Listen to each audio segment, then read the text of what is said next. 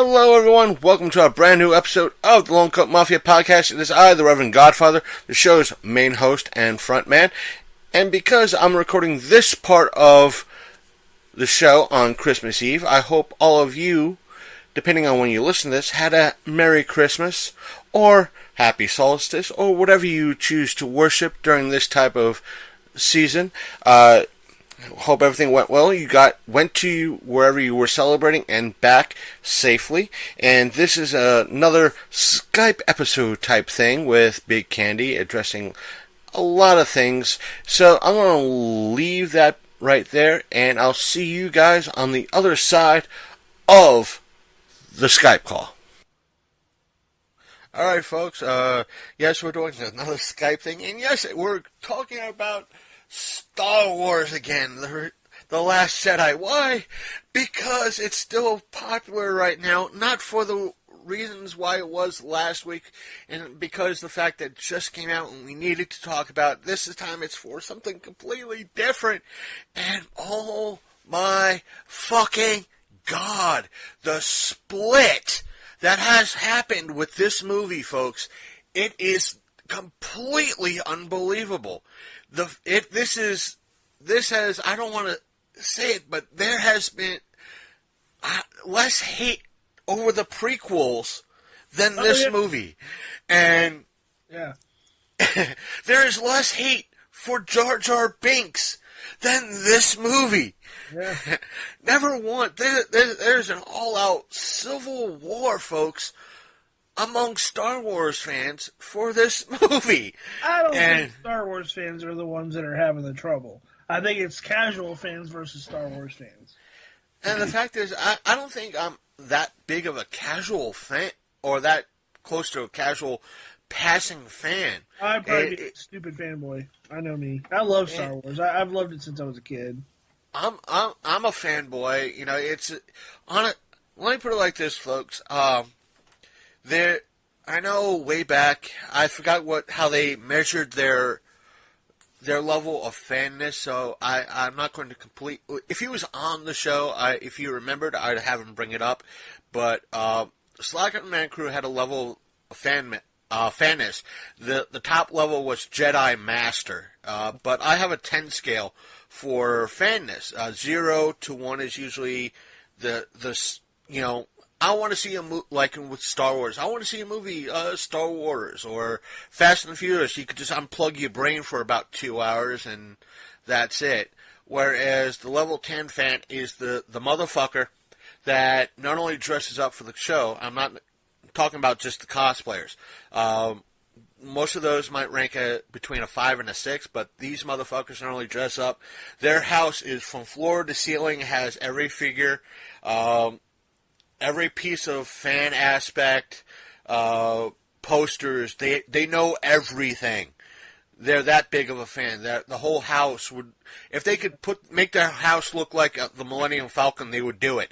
But I'm a fan, but I don't have anything like Star Wars. I mean, I have a lightsaber laying around somewhere, kind of thing. But I'm not like, I think I have a Yoda figure somewhere. But I'm not like, I know a lot about it, but I'm not a merchandise buyer, I guess you would say. I'm not one of those people anymore. I used to be when I was younger, but not anymore. I think I do have a couple bits of merchandise and fan geek aspect of things, and that's just me, and I know a decent amount of stuff, but I mean, I've read the books, and I used to read the comics. And I think I read a few of the books, and, I talked to fans about the lore and discuss stuff like that. So, on the scale, maybe mid-level 5. Yeah, maybe 4 6. or 5. That's what I'm thinking. And I'm well versed, but I'm not like I'm not quoting the movies. Let's put it that way. Right. And where most fans are between that 4 and 6 range, there are many fans between the 9 and 10 range. You get a lot of the assholes in shows that are 9 and 10 range. They're the ones that are real motherfucking dicks. They're the ones that stand out, but you have a lot of great people that are not on that 10 scale, 9 and 10s that are really friendly, that they will show you the ropes easily, and they're welcoming, but especially to the low-level fans that don't know anything, that are wanting to get to that higher level. But with this, I've seen more people pissed off. I'm not talking the it's not just the super casuals that know very little, just seen episode 7. It's the fanboys and fangirls too that are pissed. In regards to this, that even the Reverend Jay Leal, host of the Skeleton Crew brand podcast, was saying to us, he was like, "I'm yelling at my phone right now. I can't believe this." And I don't know if you saw his tweet. He tagged you in it, and it was pretty much, Big Candy, I thought you were a kindred spirit in this. How dare you?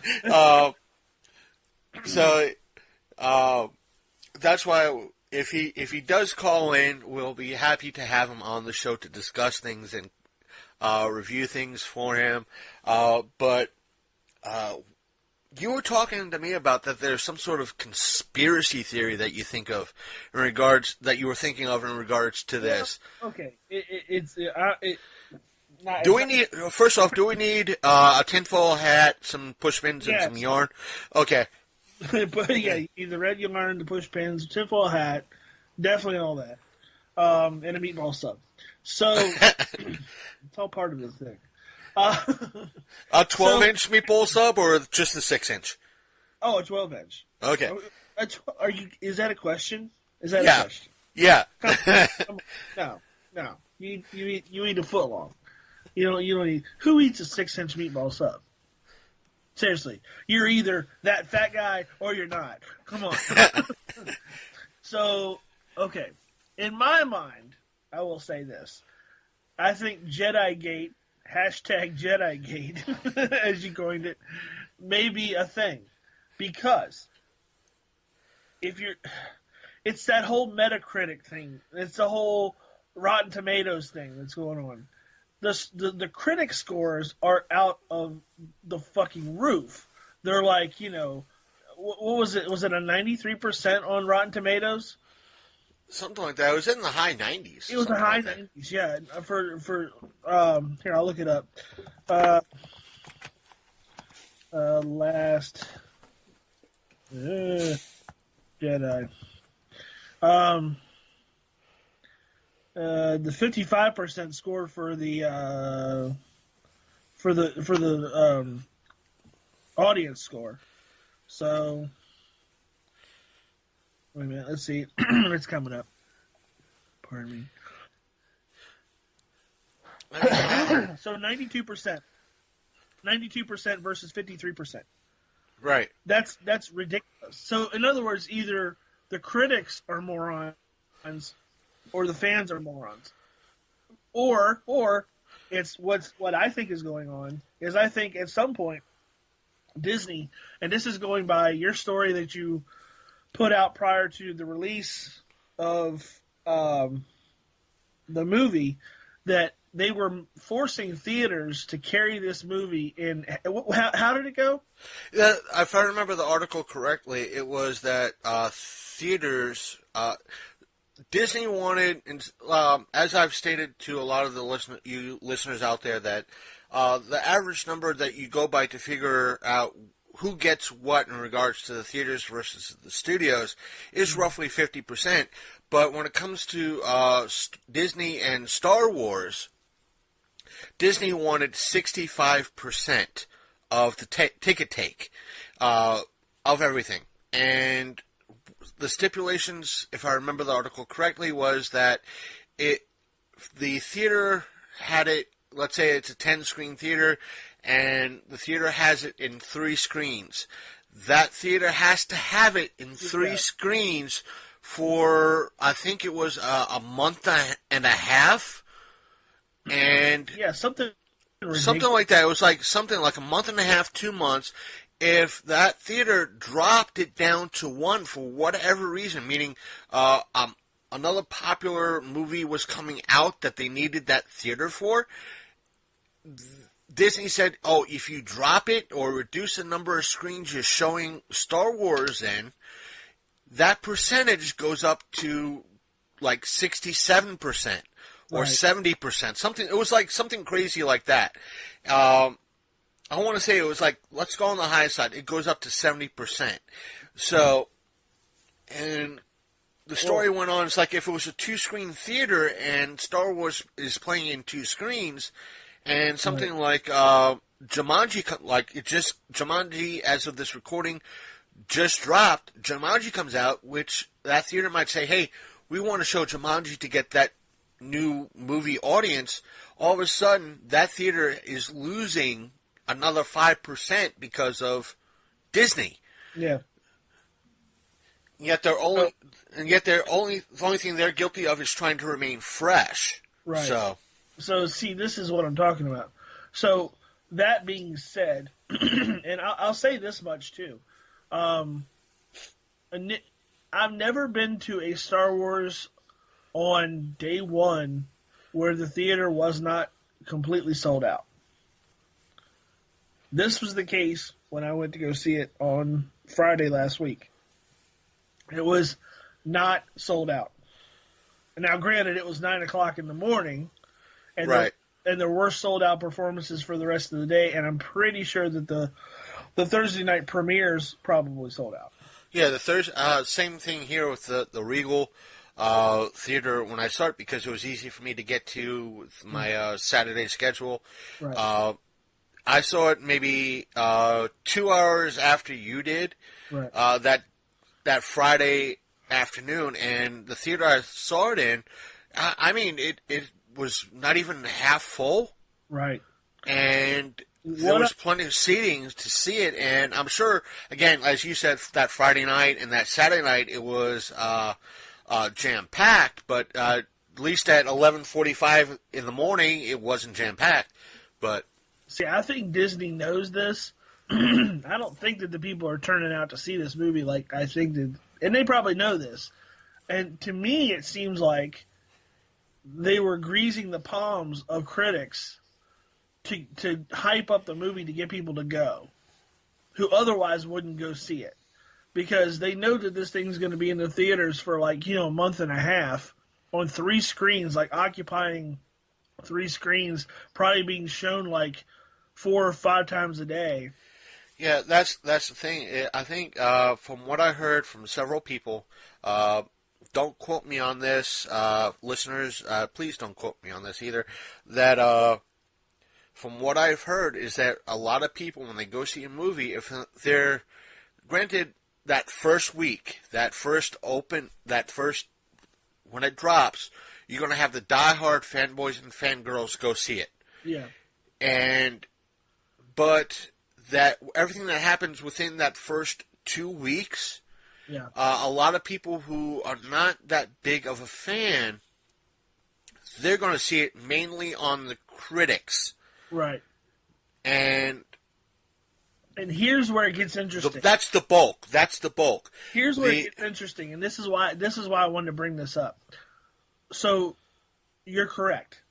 Those are the people that are going to go, well, the critics say it's really good, but it's got a low audience score. They probably just don't appreciate Star Wars like I do. I'll go see it. So they go see it. But what I'm thinking is, I think they're banking on some of the Star Wars fans who saw it on opening night, who maybe didn't feel that it was a great movie. I think that they're banking on the critics' scores saying, oh, well, the critics liked it. Maybe I missed something. Maybe there's something I didn't see. I'll go back. It's in the theaters for a month or so. I'll go see it again.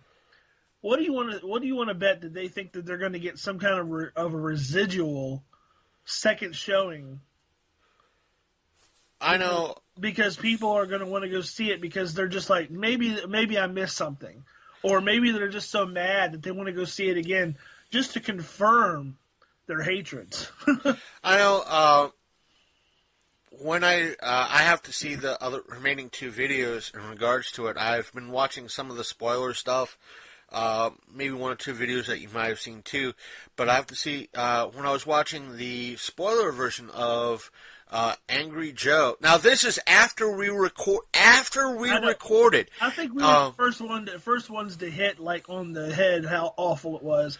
I'm pretty not so much sure. that, I'm pretty sure your Monday morning show was like one of, if not the first, of the super negative reviews, because I've seen a ton of them since. We only have, as of this recording, 17. Let me bring it up. I think we are, as of this recording. Well, if we were more popular. Yeah. Yeah. But. Trust me, they would have heard it first. They would have heard We have 19. 19. Most of that was day one. Well, that's 19 people that ain't seen that fucking movie. Right. But, I think, like I said, with Angry Joe, he said they wanted to get something out that first night. So they went out, him and his crew went out to see it. They came back. It was like at that midnight showing. They recorded a spoiler-free episode, a review. Yeah. And he said because it was so late, they went back. Now here's the whole, I think what you were getting into. That first night, all the geeks went out midnight showing, 1 o'clock showing, whatever it was. First night. Whatever it was.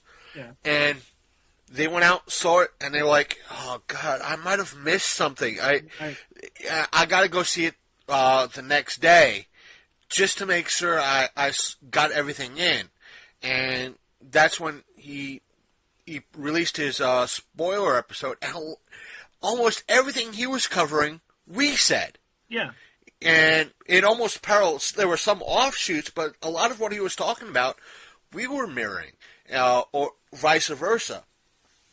And I think 3 days later, I have it pulled up. It wasn't just Up Rocks, but there was a whole mess of articles that came out about Snoke in regards to. Because we stated, at least I stated, he died like a little bitch, just like Captain Phasma. Right. That's at least what I've been saying. He died like a little bitch.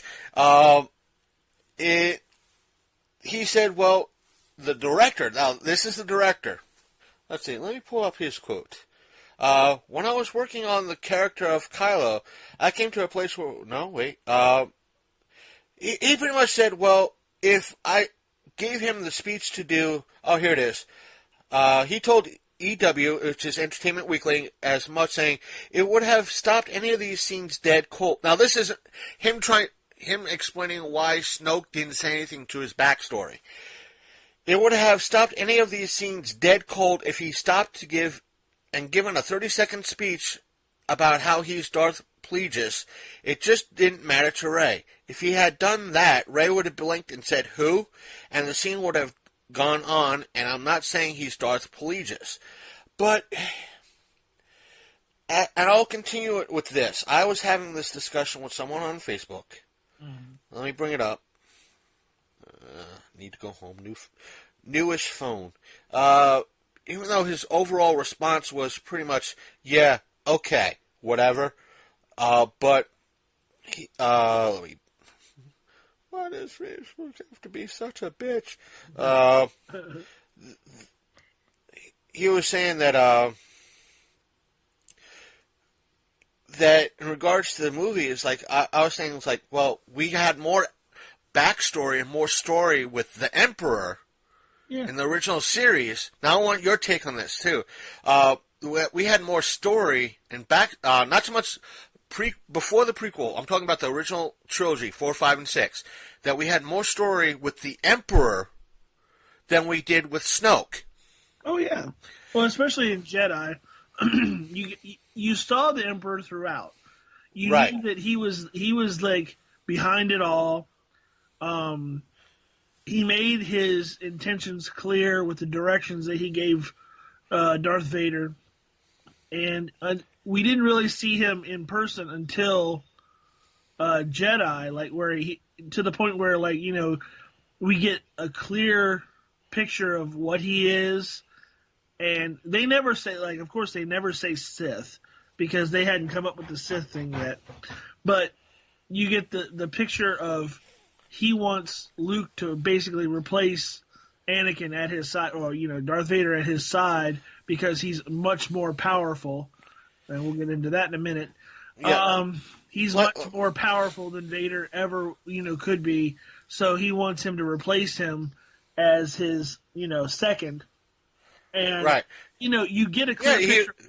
In Jedi, that's what I was saying. In Jedi, you get a clear picture that Vader is now going to be pushed aside. He wants Luke. Right. But the initial post, I'm not putting any names to the post.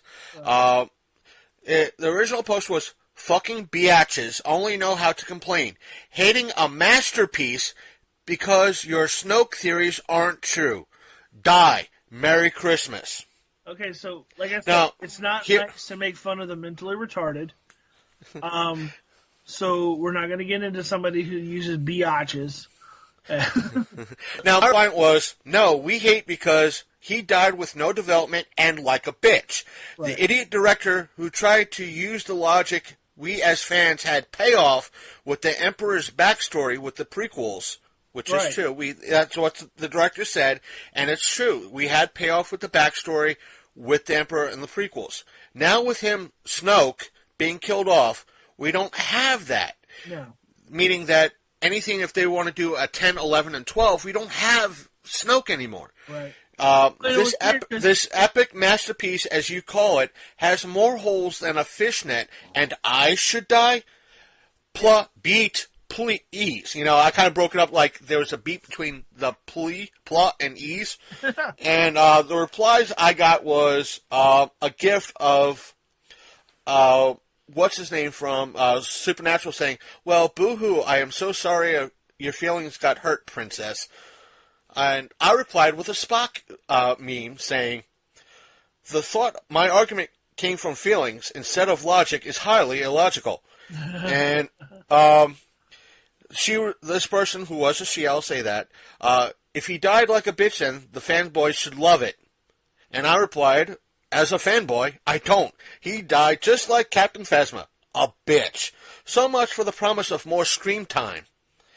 And someone else replied, we knew not. Now this is somebody different. We knew nothing about the Emperor when he died either.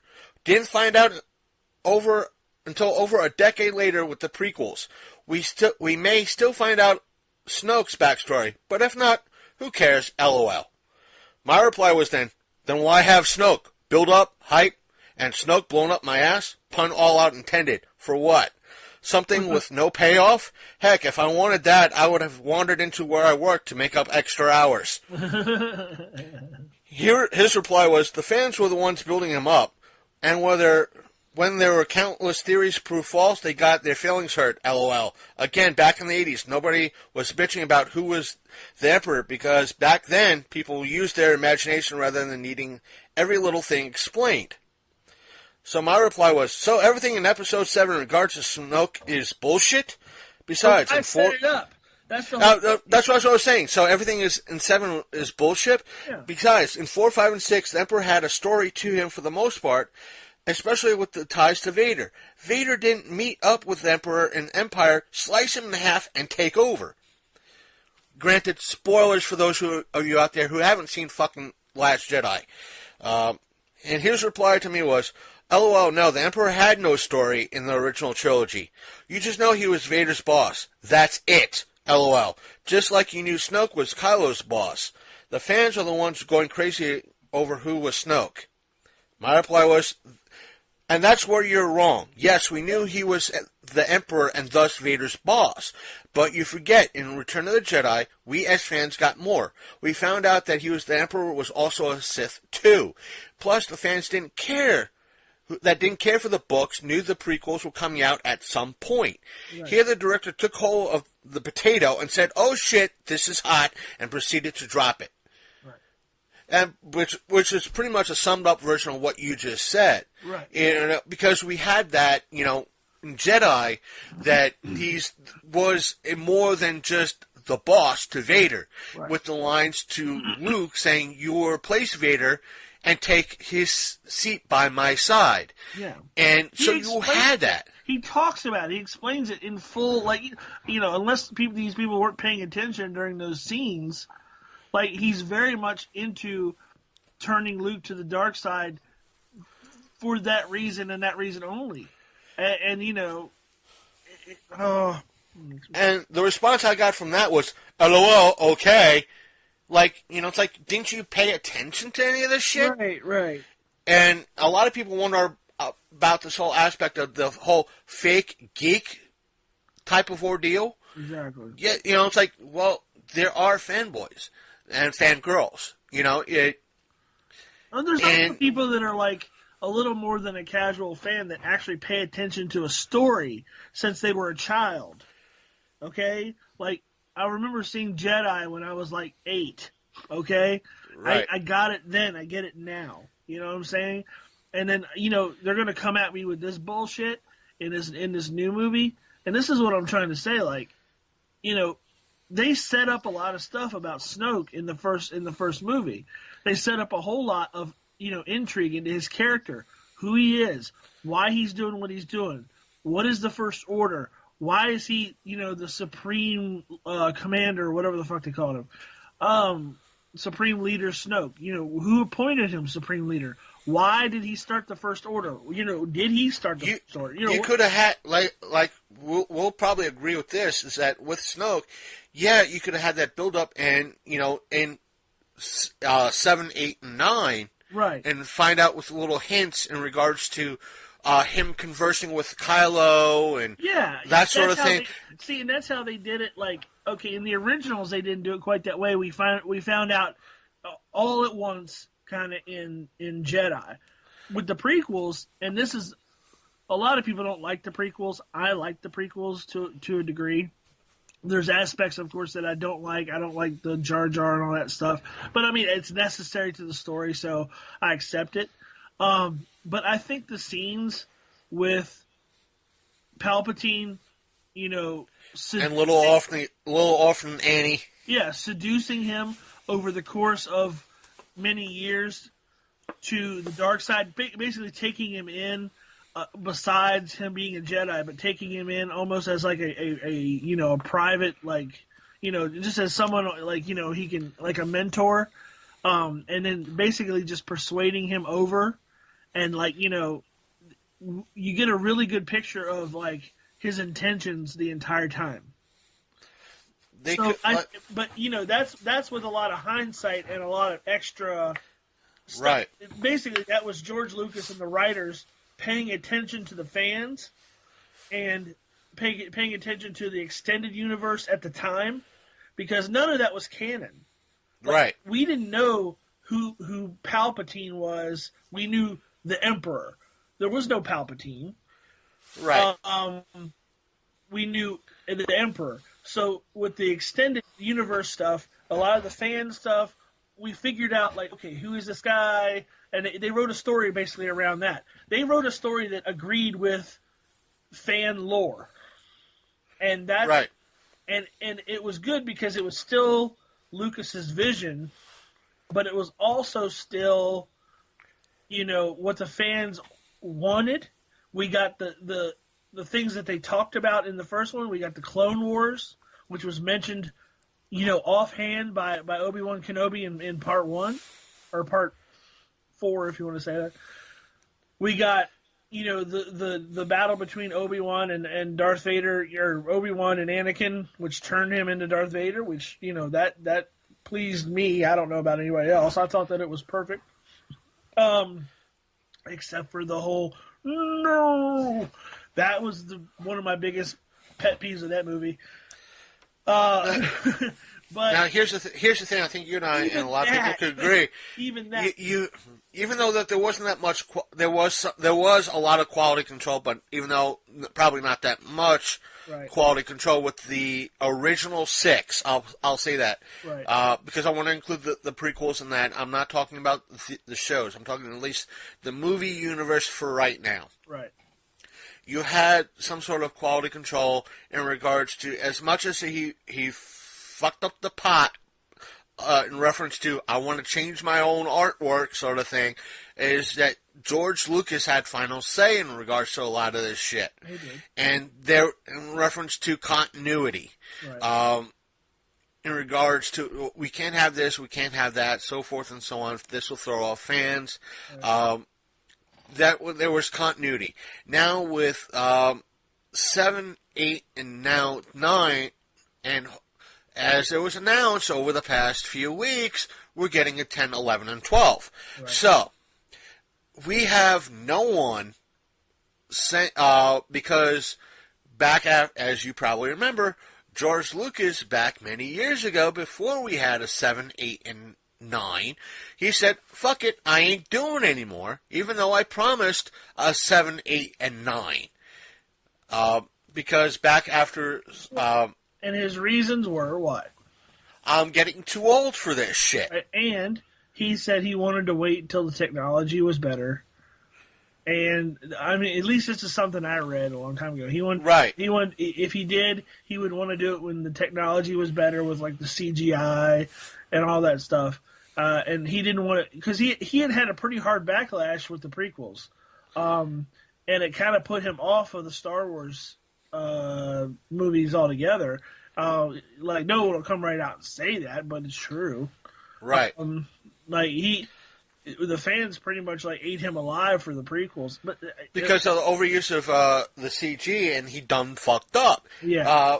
In reference to that aspect. Right. But now with 7, 8, and 9, I know if I remember correctly, you had Peter Jackson. You had a lot of people. Like I said, Peter Jackson was one name I remember because of him being attached to Lord of the Rings. Yeah. And I think you had James Cameron, and you had a whole mess of a lot of great people that did see great trilogies come up to George and pretty much go, I don't care, hand me the reins, hand me the reins. I've done,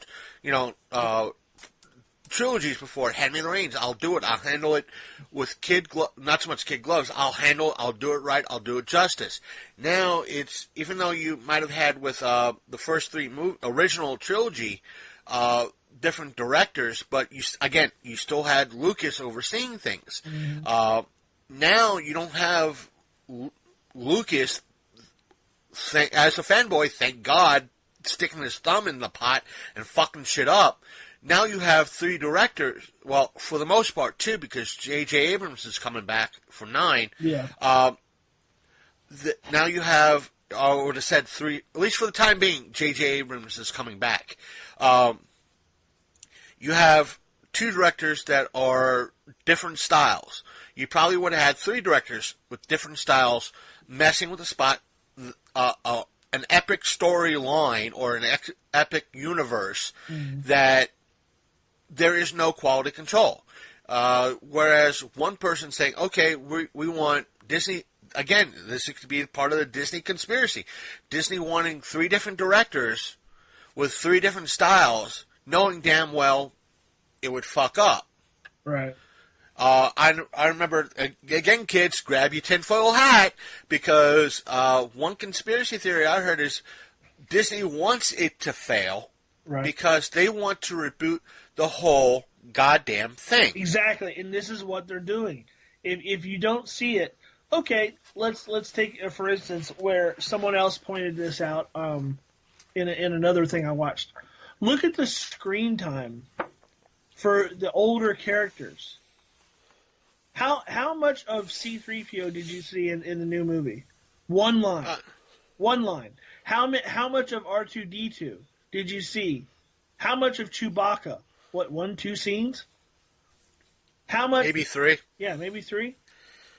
Like, even Carrie Fisher, like, she really hardly had she didn't have a lot of scenes for her role. You mainly are seeing all the new people. Right. Wait. Stand corrected on that. You guys stand corrected. Mm-hmm. You have to remember, after Force Awakens came out, they promised more screen time for Captain Phasma.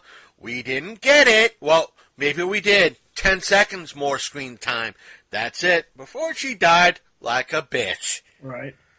Well, I mean, even so, they're giving all the screen time to like, okay, the entire wasted scenes with that the what's her name, Rose and Finn.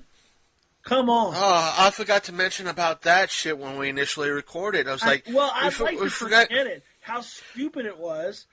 That fucking horrible scene with the fucking like casino and like. Besides that, I'm talking about the aspect of here we have Finn, which would have been sad to see his character go, but him in essence trying to sacrifice himself for the aspect of saving the rebellion, which he believed in, because for the most part of his life he was part of the First Order. He's like, I'm going to, in essence, die for this cause. Yeah. And what does fucking Rose do? Saves his ass for what? Because she fucking loved him. And potentially killed everybody else. And the other thing that somebody made a really good point that I really didn't think about, because I think I was just dumbfounded at the time, was when they're on that planet saving those horses, they leave the slave children. Yeah, I see that too. They left the slave children, but they saved the horses. And that was the whole aspect she has the nerve to go. He goes, "Was it worth it?" She gets the saddle off the horse and lets it go and goes, "Now it was worth it." Fuck you. How about this shit? How about this shit? Fuck it. I don't think we covered it. No. The fact that here we are, who saves everybody at the end of the movie was Rey. Okay, she uses the pun intended, she lifts the rocks away. We just saw a fucking Leia do a improbable Superman maneuver. Yeah. 10 minutes earlier, a half hour earlier, she couldn't fucking lift the rocks. Right. And she gives everything after, I think it was in that video that you showed, she spent the whole movie critiquing what Poe was doing, and it's follow Poe. Yeah. What? Yeah. What? Why didn't they? Jesus Christ! They should have locked him in the brig. He got so many people killed. It's not only that; it's like for the most part, you sided with Poe is because they built that new commander up to be this like dropping hints that she's going to be a fucking traitor. You watch. Nope, she's a good guy. Fuck you. Right. And I saw one article in reference to Luke Skywalker's character, because again, even Hamill was saying this is not Luke Skywalker. Did you see all the things that people kept posting where he was like in interviews going basically fuck this movie, like fuck this character? And I think I shared it with you, or I shared it online in reference to, the look that he was giving the Ben Affleck look. Yeah. And there were instances where he was like, this is not what who Luke is in this movie, because Luke sees supposed to be seeing the positive side of everything, right? Even though his past was he went down in the books, went down the dark side in order to better understand the light, right? And what kills me is, and I've been thinking about this too. So, what ultimately scarred him was his like brief second of thinking that there was sort of some darkness in Kylo Ren, or in Ben Solo. Okay, you have explored the dark side of the Force yourself, so you couldn't control like your nephew. You couldn't walk up to him and be like, "Listen, bud, I feel that there's some darkness in you. We should talk." And doubt, yeah. You fucking tried to kill him. What? And that's the whole aspect of Hamill explains there was another scene supposed to be done in regard like a fourth lesson. Yeah. I don't know if you heard about this shit. The fourth lesson was Luke tells Rey, points to there was activity where the first this, and I don't know, I'll get your response in reference to my theory that I tacked on the last bit of last week's show, but he said that Luke, the fourth lesson was Luke points to activity where the keepers were, the groundskeepers and the little beings that were also on the island. There was activity at their village. He points to Rey, he's like, that's due to pirates and raiders coming in, pillaging the the villagers and destroying everything and so forth and so on. It happens every few months. They deal with it. It's not our job to interfere. But Rey has, wanting to be the protector and all this, runs to the village, ignites the lightsaber to defend these villagers, only to find out that they were just having a party. Right. And the villagers think that the lightsaber that Rey has is pretty much a glow stick. Uh-huh. And it just turns out that it makes Luke Skywalker even more of a fucking asshole. Right.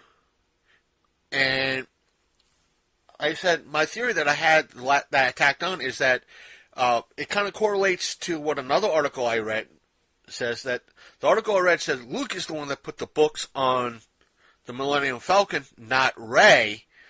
My theory was Rey is the one that put the books on the ship, Yeah. not Luke. And when Luke is what makes Luke looks like he's pussing out and igniting the tree is because he sees the books gone, and he has like the acknowledgement that Rey took the books with her. Right.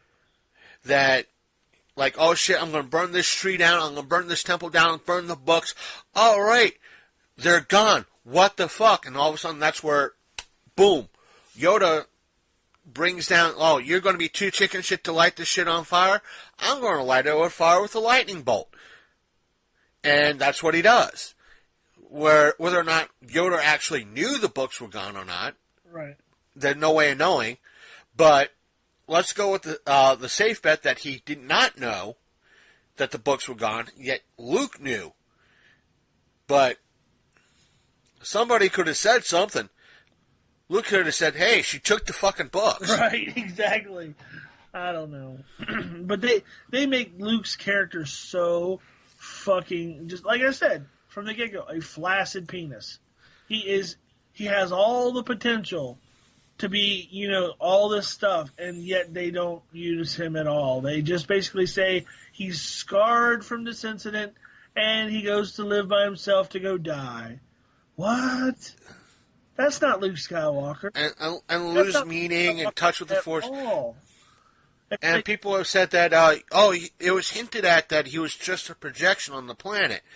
Well, either way, he went from not having any, like the video you said, shared, these powers are not really explained in the movies. Again, a correlation with my comment that even though the powers were explained in the book, right. If you're a movie-only fan, right. You're not going to know this shit. Plus, Disney pretty much said, the original expanded universe is no longer canon, so therefore, fuck this shit. The powers that Luke does is completely new.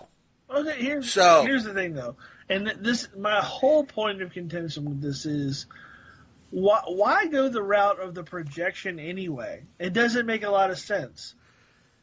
What if he was on the planet, he thinks about it, like Rey leaves, she's got to go back and save her friends.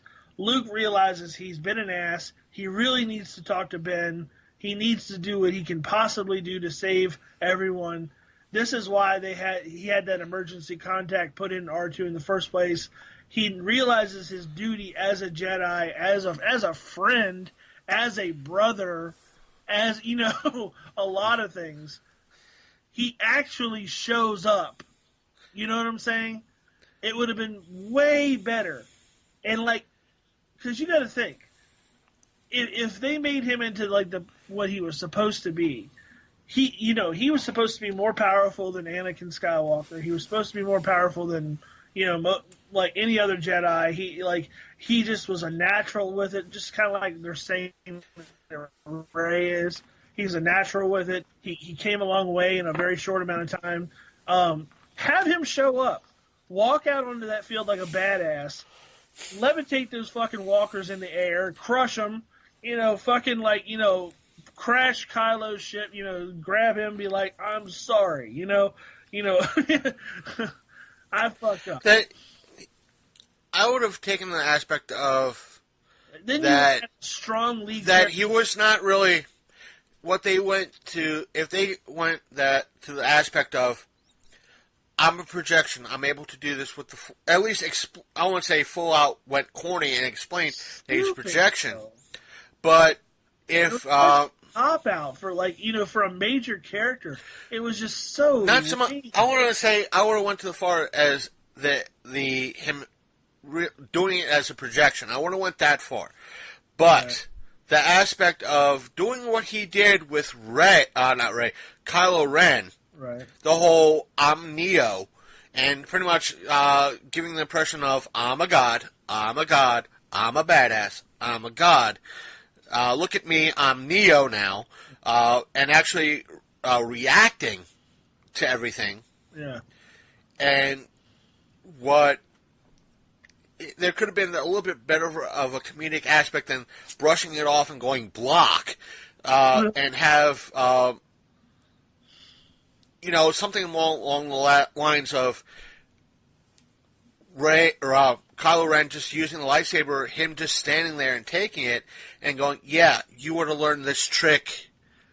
I'm not really here. You would have learned this trick if you didn't fall to the temptation of Snoke. Well, not even. I can still, kind of still teach you that, these. All you have to do is kind of pull a reversal on him, but without actually, pulling the cheese out of the aspect. In all honesty, tell me this: would it have not been better if he would have done everything he could do to save those people? Basically, like I said, lifting with the Force all those ATM-6s up off the fucking ground and crashing them down. It would have shown his real power. Oh my God! It's kind of like when in that game when you crash that Death Star or the not the Death Star, but the Star Destroyer. Yeah. Yeah, when you bring it down as that character, oh man, that's a powerful character. If they would have showed Luke doing that to those AT walkers and just crushing them, and then facing Kylo, he could have even lost. He could have went out like Ben Kenobi. He could have been the whole "see you around, kid," thing when he did that, the one-liner. He could have been I just want just basically to teach him a lesson, to be listen, I screwed up. I should have been there for you more as as your uncle, to show you the ways of the Force rather than be scared of what you could possibly be. Explain to him, be there's still good in you, there's still hope. Don't deny the past or whatever. And then he could have faded into the Force. Right. It could have taken everything out of him just to do all that, and then he could have faded into the Force. But do it while you're there. The whole projection thing. It was just, to me, it was so cheap. It was such a cop out. It was why would you do that? Why would you phone it in? Honestly. It's not the character. It's not the character that I know. It's not the Luke, Skywalker that I would expect there to be. The character was just too strong for that. You know what I'm saying? Otherwise, if you just take that aspect of it, then rewind and go back through all the struggles that he had coming up in those other movies. Everything from his time on the fucking farm to the last scene in Jedi when he is confirmed he is a Jedi Knight.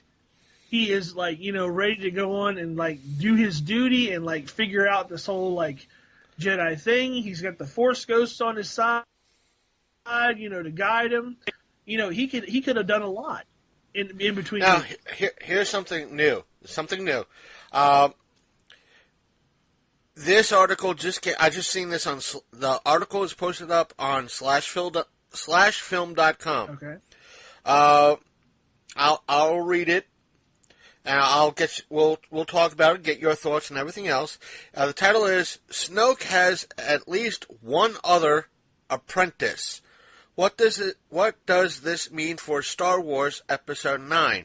And in brackets, update. Post on Thursday, December 21st, 2017 and they give the author's name. And update, a very interesting line from another Star Wars book has added another twist to the story. We've added the details to the post below. The article then begins, another twist has been thrown into the Star Wars canon, but not by Star Wars The Last Jedi's doing. The latest Star Wars film has made a huge impact on the galaxy far, far away that will echo in the movies to come. But ironically, one of the biggest bombshells was just revealed outside of the film itself. Star Wars Insider Magazine special souvenir, Star Wars The Last Jedi issue, revealed that Kylo Ren is not the only one of his kind. The official Lucasfilm publication revealed that Supreme Leader Snoke has trained at least one other apprentice apart from Kylo. What does the possibility of another Snoke apprentice mean for Star Wars Episode 9? Let's theorize.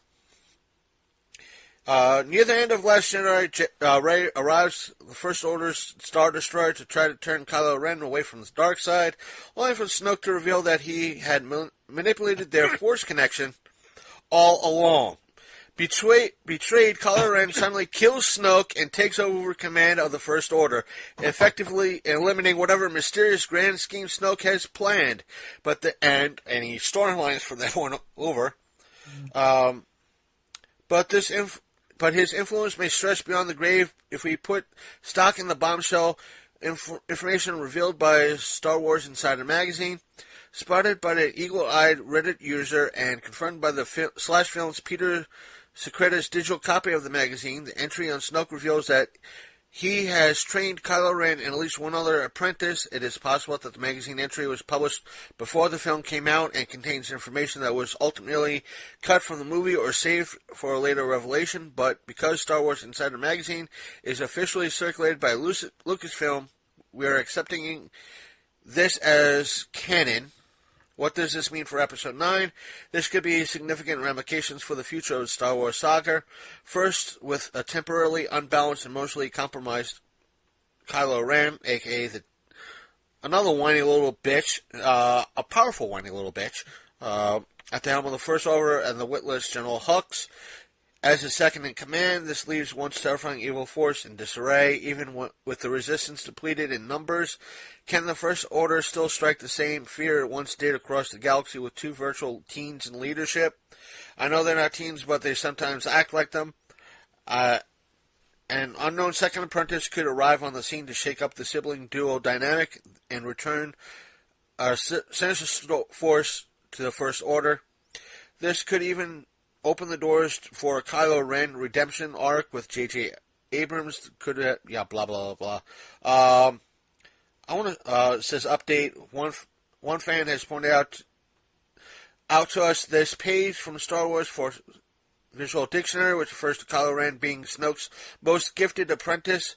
It is entirely possible that this line of origin of the magazine detailed explored below. It doesn't rule out that more Snoke disciples running around the galaxy, though. I will say this, because it hasn't been brought up, this is not part of the article, that I'm surprised that no diehard, this is a masterpiece, biatch, asshole has brought up, that we didn't get a whole mess of backstory or anything else along those lines to Darth Maul. Yeah.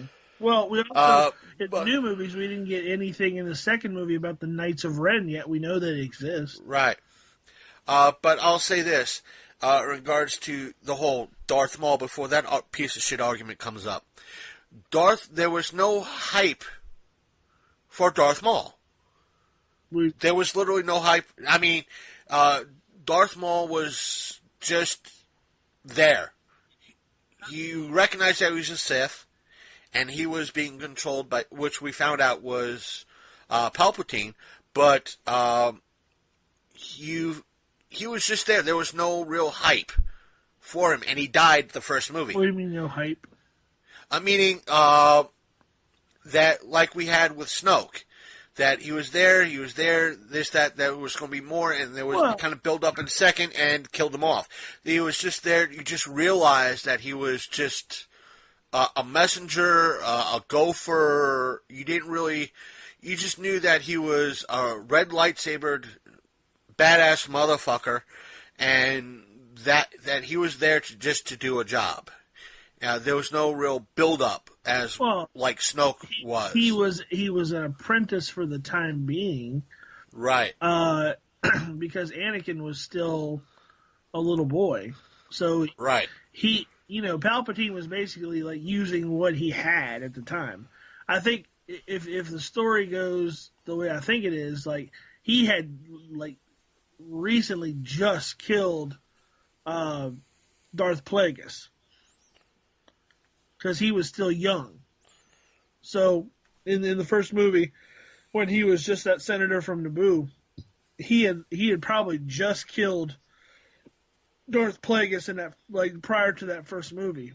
So he had taken over as the Sith Master and probably had just taken on, or had been courting Darth Maul for a long time. Maul was probably just, he was probably just, it was kind of probably something like how Anakin was. He was probably just a boy, and he had, tendencies in the Force, and he knew he was strong, so he was courting him, and he knew what he was going to do. He knew he was going to eventually off Plagueis, so he probably But what you see and what they don't say in the movie, I guess what you're saying is like you just see Maul, but you don't know anything about him.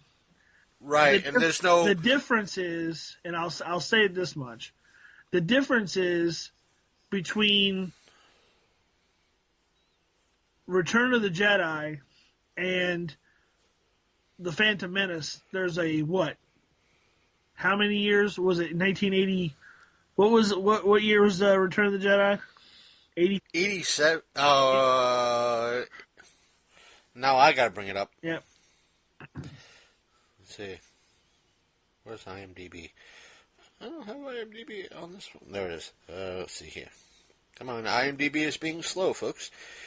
Let's see. Yeah, there we go. According to IMDb, it came out in 83. Okay, so 83. So 1983, and Phantom Menace was 90. Was it like 97? 98? Let's see, I'm bringing it up right now. I was living here in West Virginia, so it has to be. It came out in 99. All right, so 99. So between 1983 and 1999, you had that many years of, external universe talk. The lore grew. There was, I think we established, there was something called the Sith. I think we established, there was even video games. I want to say the first Knights of the Old Republic came out prior to all that. And you had not the Force Unleashed, but you had the Star Wars first-person shooter games. Oh yeah, that were you had a lot. I forgot what they were. But my point is, you had a lot of lore between there. So like, nobody had to guess what Darth Maul was when you saw him come on screen. You're like, okay, this is the new Sith apprentice. This is the guy who is his second. This is the new Darth Vader. Okay? Well, not the new Darth Vader, but this is the prequel Darth Vader. So we see him in several scenes. We see him do the attack in the desert, and that's when he, pretty much blindsides them because they don't know who he is. That they spend some of the movie trying to figure out who he is, and they know that he was strong in the Force. They know he dealt with the red lightsaber, so they were like, they had hints that okay, the Sith are trying to rear their heads again, and you get that reaction from Obi-Wan, the Sith. Didn't we defeat them a long time ago? Like, aren't they? I thought they were dead. But obviously something's going on because they've been operating in the shadows. So that tells a story about Darth Maul. without Right. him actually going, "Hi, I'm Darth Maul. This is the blah blah blah." So And Yoda's piping up saying something. In fact, it was Yoda, not Samuel L. Jackson's character, saying, "Oh, there's always two." The oldest Jedi, pretty much at that point, the oldest Jedi, saying, "There's always two," so meaning that there was another one in the shadows. here's good storytelling for you, and you can say what you want about the prequels all you want to, but here's good storytelling. They managed to tell a backstory, like, away from the actual people involved having to tell it. So they explain through their perceptions who this is, what his point is, what he is. Yeah, he dies in that first movie, but you also know that he kills Qui-Gon. So he's pretty much, he's a badass, and he was sent there to destroy whatever was going on. And to ultimately, like, forward the plans of the Emperor, or it wasn't the Emperor at the time, but of Palpatine, and disrupt the whole Jedi thing. So, the point is, was there hype for Darth Maul? No, but you knew who he was. When you saw him on screen, it didn't diminish his character that you didn't get a backstory, because you get one later. You got a little bit of mystery about Darth Maul, yeah. But meaning that at the start, there was no hype. They weren't using him to build hype. Right. In other words, they weren't. Yeah, I get what you're saying now. They weren't using him to, like, tell more of a story. They just used him to further the plot. He was I think what they call a MacGuffin. Just something there to move the plot along. Right. Which according to that one article that I posted the other day from that one guy, which I thought was brilliant, they had a hard time moving the plot along in this movie. There was just, like, stuff that really didn't serve any purpose, and I think we talked about that when we did our original review.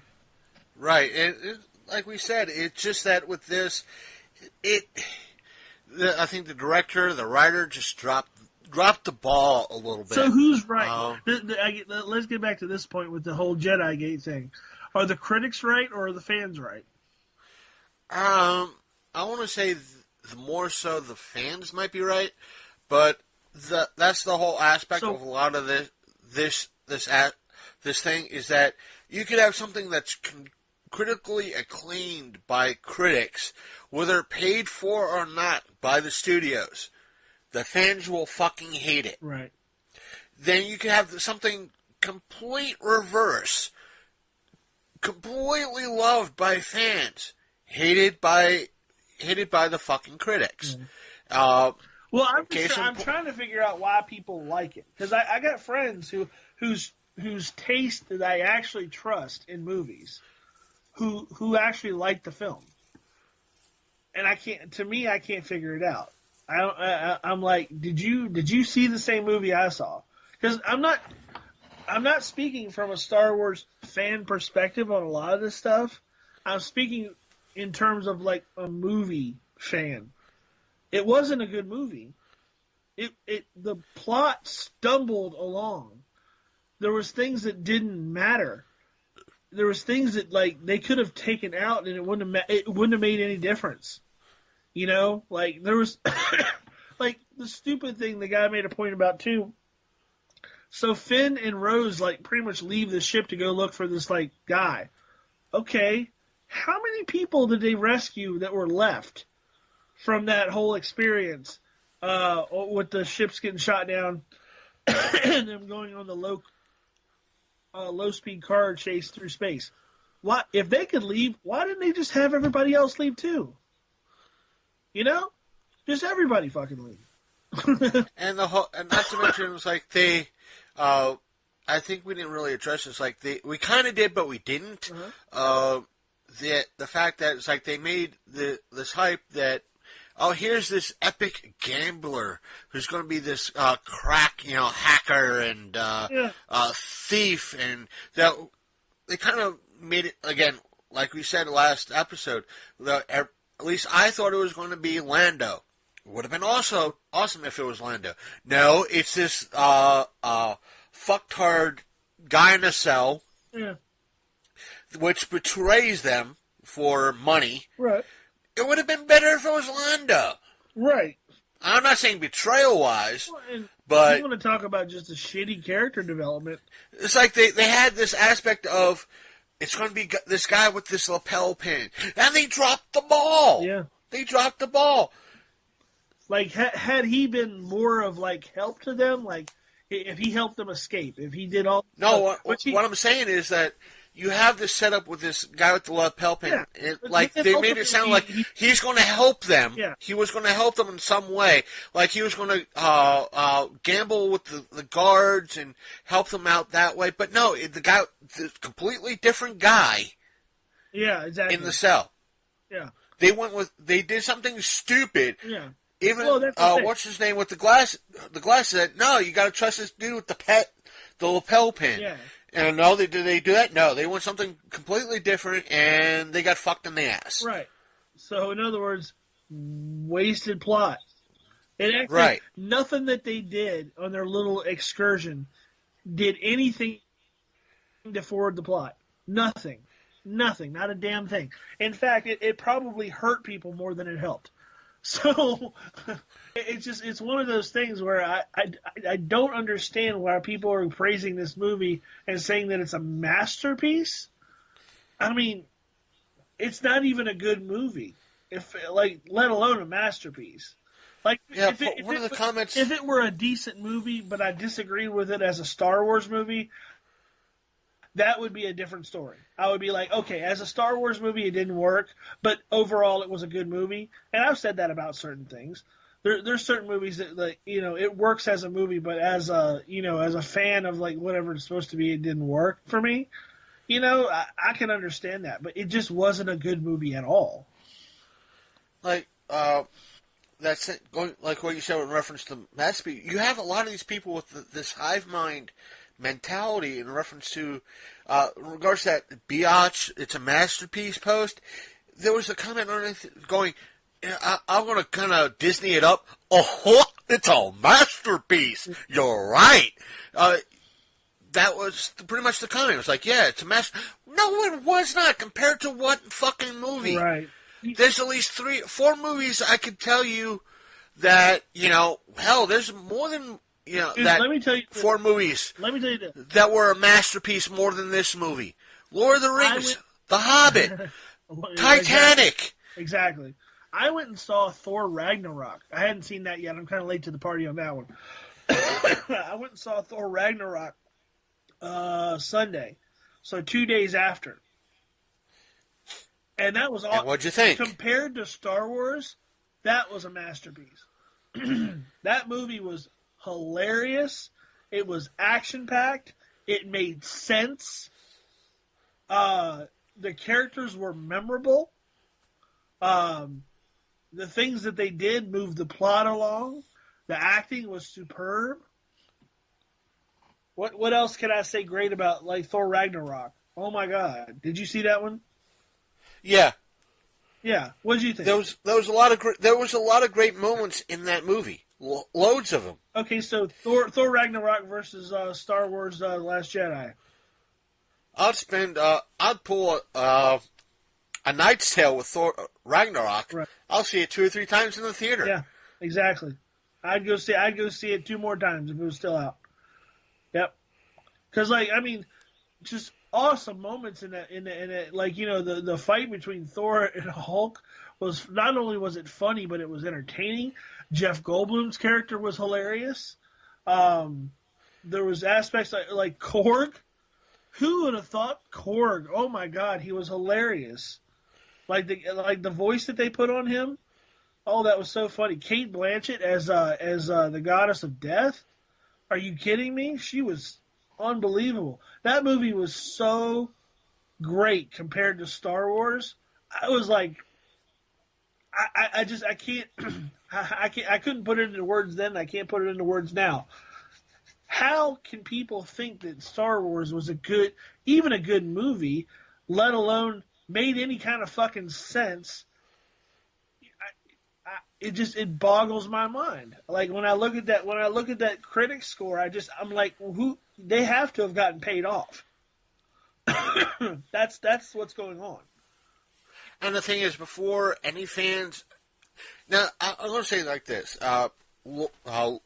everybody on the show, those who listen regularly, know you've met him, know about Lloyd, aka Bob.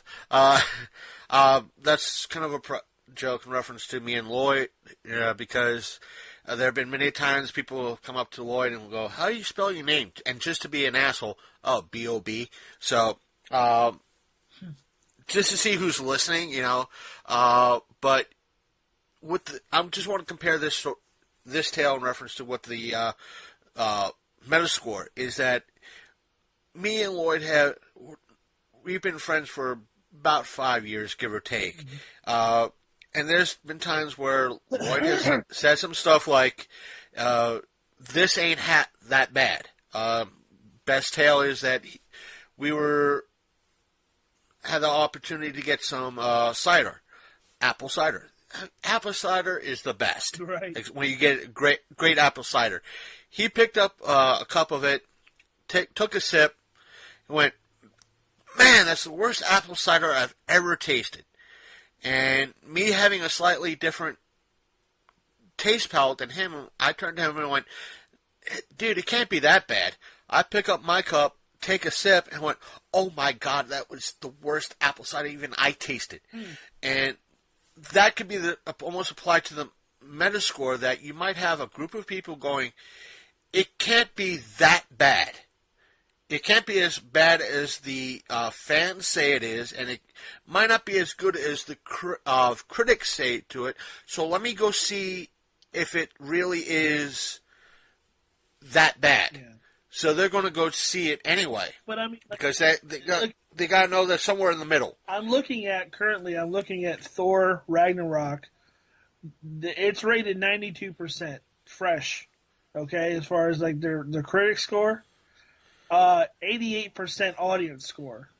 So that's more in tune with how I felt about the movie, itself. And they're not far off. The critics agree and the fans agree it was a great movie. So how can you be that far off with critics and fans on Star Wars? It's either people are liking it just for being Star Wars, or the fanboys really hate it. Because somebody was saying that somehow they were manipulating that score. They were getting on there and they were voting it down twice, getting on there and somehow manipulating how they scored it on Rotten Tomatoes. But I really don't think that's the case for the most part. No. That's very hard to do. That's a lot of work. That's a lot of work for somebody to do. And I can understand for a movie anyway. Yeah. For a movie, it's as much as we'll come back. I want to put a pin in this. We'll come back to it because, as a lot of you listeners know, we're scatterbrains in this show. Especially when these past 2 weeks have been kind of unplanned episodes, because we want to get shit off our chest and kind of discuss things. And the reason why we're talking about Star Wars, because it's still in the damn news. Well, I hear about it every day. Right, I've been hearing about it every day for the past week. Yeah. Just so that we're not really covering just Star Wars, and I hope cater to the folks that not really caring about Star Wars and want to hear other stuff. And some of the news that came out, at least within the past, I want to say 24 hours, that I've been picked up on. One of which is that, I don't know if you saw it or not, there was in essence one thing that came out in reference to the CW universe in regards to what they're doing. Oh, Deathstroke. Right. According to the article, for the listeners, the article states for those of you who don't follow us on Facebook, the article pretty much stated that because they're thinking of doing a Deathstroke movie, Deathstroke for the Arrowverse is now off limits. I personally think that this is fucking bullshit. This is the standard practice of, I won't say the CW, but Warner Brothers in general, and the CW. I want to put blame on both, because the long-standing issue, at least from what I've had for the CW and Warner Brothers, is that since way back in, they pulled this shit with the CW verse too. I want to say that the Arrowverse. Back in the days of Smallville, while they were having their toe in the water in regards to everything, we're going to show Batman in Smallville. We're going to have Batman, if not Bruce Wayne. They said it for like several seasons. Nope, not going to happen. Never happened. Never did. Then they said, well, Wonder Woman. Never happened. Never did. They just had the person who played Lana Lang, Lois Lane, matter of fact, dress up as a quasi Wonder Woman-ish character, and that was it. Right. And the fans went, "Yay, we're fans, we're dorks, we don't care, yay, we should be bitching more." But now with this, it's proof that Warner Brothers is doing this and DC is doing this. It's just that instead of having, like what they're doing with Supergirl, having a Superman, because her cousin has shown up every now and again in the current season, or at least in, I think, either last season or this season, for 1 or 2 episodes for Supergirl. So Superman has shown up in at least that part of the CW universe. Right. Now they've mentioned a couple of times on Arrow, at least Arrow, and they did it a couple of times for Supergirl in regards to mentioning Bruce Wayne and Batman, or at least they mentioned Bruce Wayne in Arrow. They mentioned a friend of Superman's that he occasionally teams up with that has daddy issues and loads of gadgets, but it's just like Batman's a curse word on all these shows. You can't bring Batman. Batman's a big no-no. We'll promise Batman. We'll promise Wonder Woman. We'll promise all these, characters, but nope. Oh, you want to use Deathstroke? No, sorry. You can't use him this season due to the fact that we want to use him in the movies. You have a Flash TV show, yet he's being used in the fucking cinematic universe as it is. Right. Fuck, have him Deathstroke TV version and a movie version. It's all this fucking. It's money. It's just stupid money is all it is. It's like they would rather worry about property rights for fucking like dumb characters, that like they're probably gonna not do anything with, anything positive at least, than worry about how the fans feel about watching good content. Well, it's not just that. It's that DC has this. DC/Warner Brothers has this issue anyway. It's just that from what I've heard many, many times, unless it's a planned crossover like months, years in advance, it's unlike with Marvel. It's like, hey, we need the X-Men in this issue for a few panels. Oh, okay, they're in New York City anyway. Yet in DC, it's like, hey, we need to borrow Batman for a few issues or a few panels. Oh, nope, can't. No way. Nope. He's currently doing a movie right now that's going to suck, and it's starring a brand new actor right now. We can't have Batman in this comic. All right. How about Superman? Nope. Can't do that. Rights issue. It's just that whole stupidity amongst DC, and that is that stupid. And on that note as well, a few hours ago, I don't want to say few, it was almost 12. Word has it is that both Arrow and DC's Legends of Tomorrow, no word has come in as of today that there will not be a next season of either one. I don't doubt that.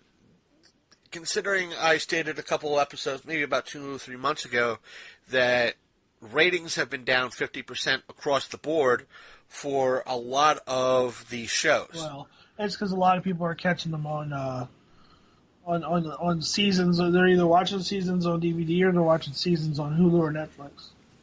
It's not just that. It's that's probably one reason. Is because again, the studios are using a lot of the old school rating systems. And Nielsen rating system, which doesn't work anymore. Yeah. And the other part is that what drew me off of Supergirl, even though it's a very positive show, it deserves to be on the air, is just that they're pushing a lot of issues that don't really need to be pushed. And for me, it turned me off, if you can understand that. It's just, I have issues with agendas being forced down my throat, so that's what turned me off in regards to that. Was it like highly poisonous feminism? Is that what it was? Or no, it was just that in the show, Kara's sister, or adopted sister, is gay. I have no problem with that.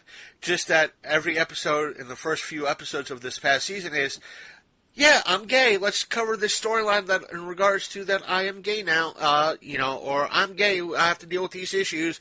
And it's like, wait a minute, what about, that was taking more or less seemingly like the forefront of the issue of the episode than what was going on with Supergirl. Right.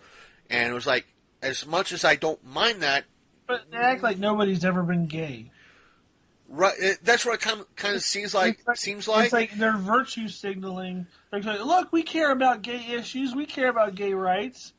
It's like, it was more or less like the sister. Let me borrow a term from Diversity in Comics. They're purse puppying a gay person so that they can virtue signal and say, "Hey, look at us, we care." It was more or less like the character and her fiance were getting married. It's like they want to promote how to. I don't mean to use this term in the wrong way. It's going to come off that way. Two lesbians go through, or a gay couple go through a wedding process. Why? That it's like, why is that being part? Granted, you could have hinted part of it, like they did in Legends of Tomorrow and that particular crossover. Kind of just one, you're done. That's it. Not dwell on it for 5, 10, 15 minutes of a 45-minute program. Mm-hmm. And it just turns me off. Well, I don't mind it. It's just it would have been the same thing if they were doing it with a straight couple. I mean, it has nothing to do with the show, right? It has nothing to, like we said with the whole Star Wars thing. It's not furthering the plot, right? Let's keep going. Like I said, it's like the whole marriage with the. I know you haven't seen the season yet, but it's like the whole aspect with the marriage between. The Flash marriage. They kind of touched on it, but they didn't dwell on it.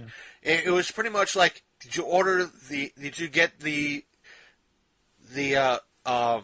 booking for this place? Yes. That was it. Did everything go right? Yes. Well, they didn't dwell 15 minutes on choosing a cake, per se. Oh, we have to choose out the plates for this week, or do samples. No, you don't have. It was just one and done. Yeah. That's it. Yeah. It was one of the things I hated about the crossover main event that they had for the CW.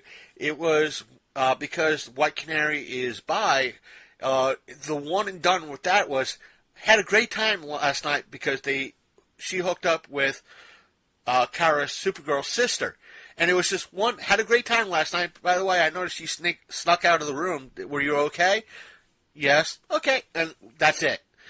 And 5 minutes after that was Supergirl's sister complaining that she had a one-night stand and how it was a guy's thing. It was like, oh, I can tell when the Supergirl writers are handling things because they're dwelling on this for 5 minutes. Right. This is ridiculous. This is so stupid. It's like, you can write characters like that into shows and just show that they're human. You don't have to like dwell on. Right. You can you can write characters into shows. We all get it. We know gay people. We know trans people. We know black people. We know Hispanic people. We know Muslims. We know like all kinds of people. Yeah, you don't have to do the goofy, hey, I'm gay, look at me. Look what we're doing. We get it. Right. We know. We live around these people every single day of our lives. We know how they act. We know who they are. We know what they say. It's cool. We get it. You don't have to do this. Let me put it like this. When I was being a quasi lead at where I work, we had someone, he no longer works at the company. I think he left for other reasons. He was non-English speaking. I'll say that, or he spoke very little English. But at certain times when he was working my area, I think it was like September or whenever it was, he just, for about a half hour, up and leave. And he, at one point, he said something in reference to, I go break now. And he just plain left. And when my manager came over, he goes, all right, I need you to do this, this, and this. I said, well, I'm the only one here in this area right now. That's going to be kind of hard to do. And they said, all right, where's this person? Well, he said he went on break. If he was here all day, he should have went on break about when everybody else went on break.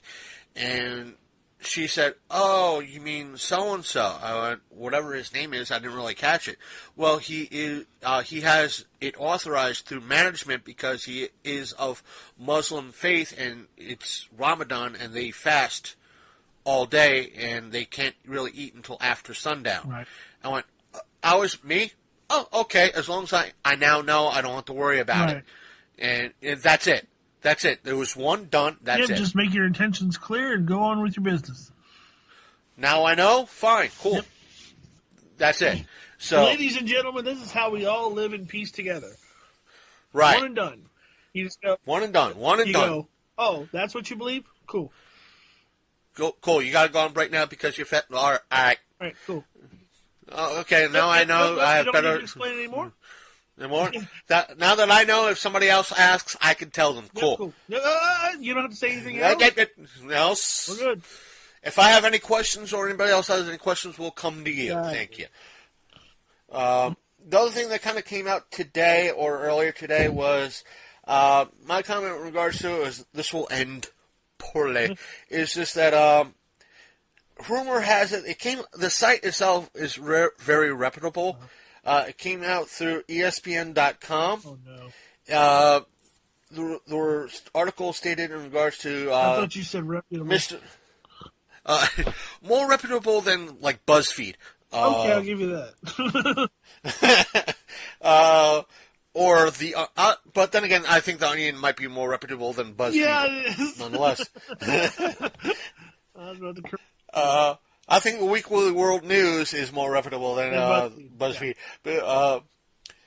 But according to ESPN, Mr. McMahon, Papa McMahon, has sold some shares of WWE to do football again. Colossal mistake. According to the article, he did so for all you know, primarily to find a separate entity from the company, Alpha Entertainment, whatever. Let's see, Alpha Entertainment LLC. Mr. McMahon established to explore investment opportunities across the sports and entertainment landscapes, including professional football.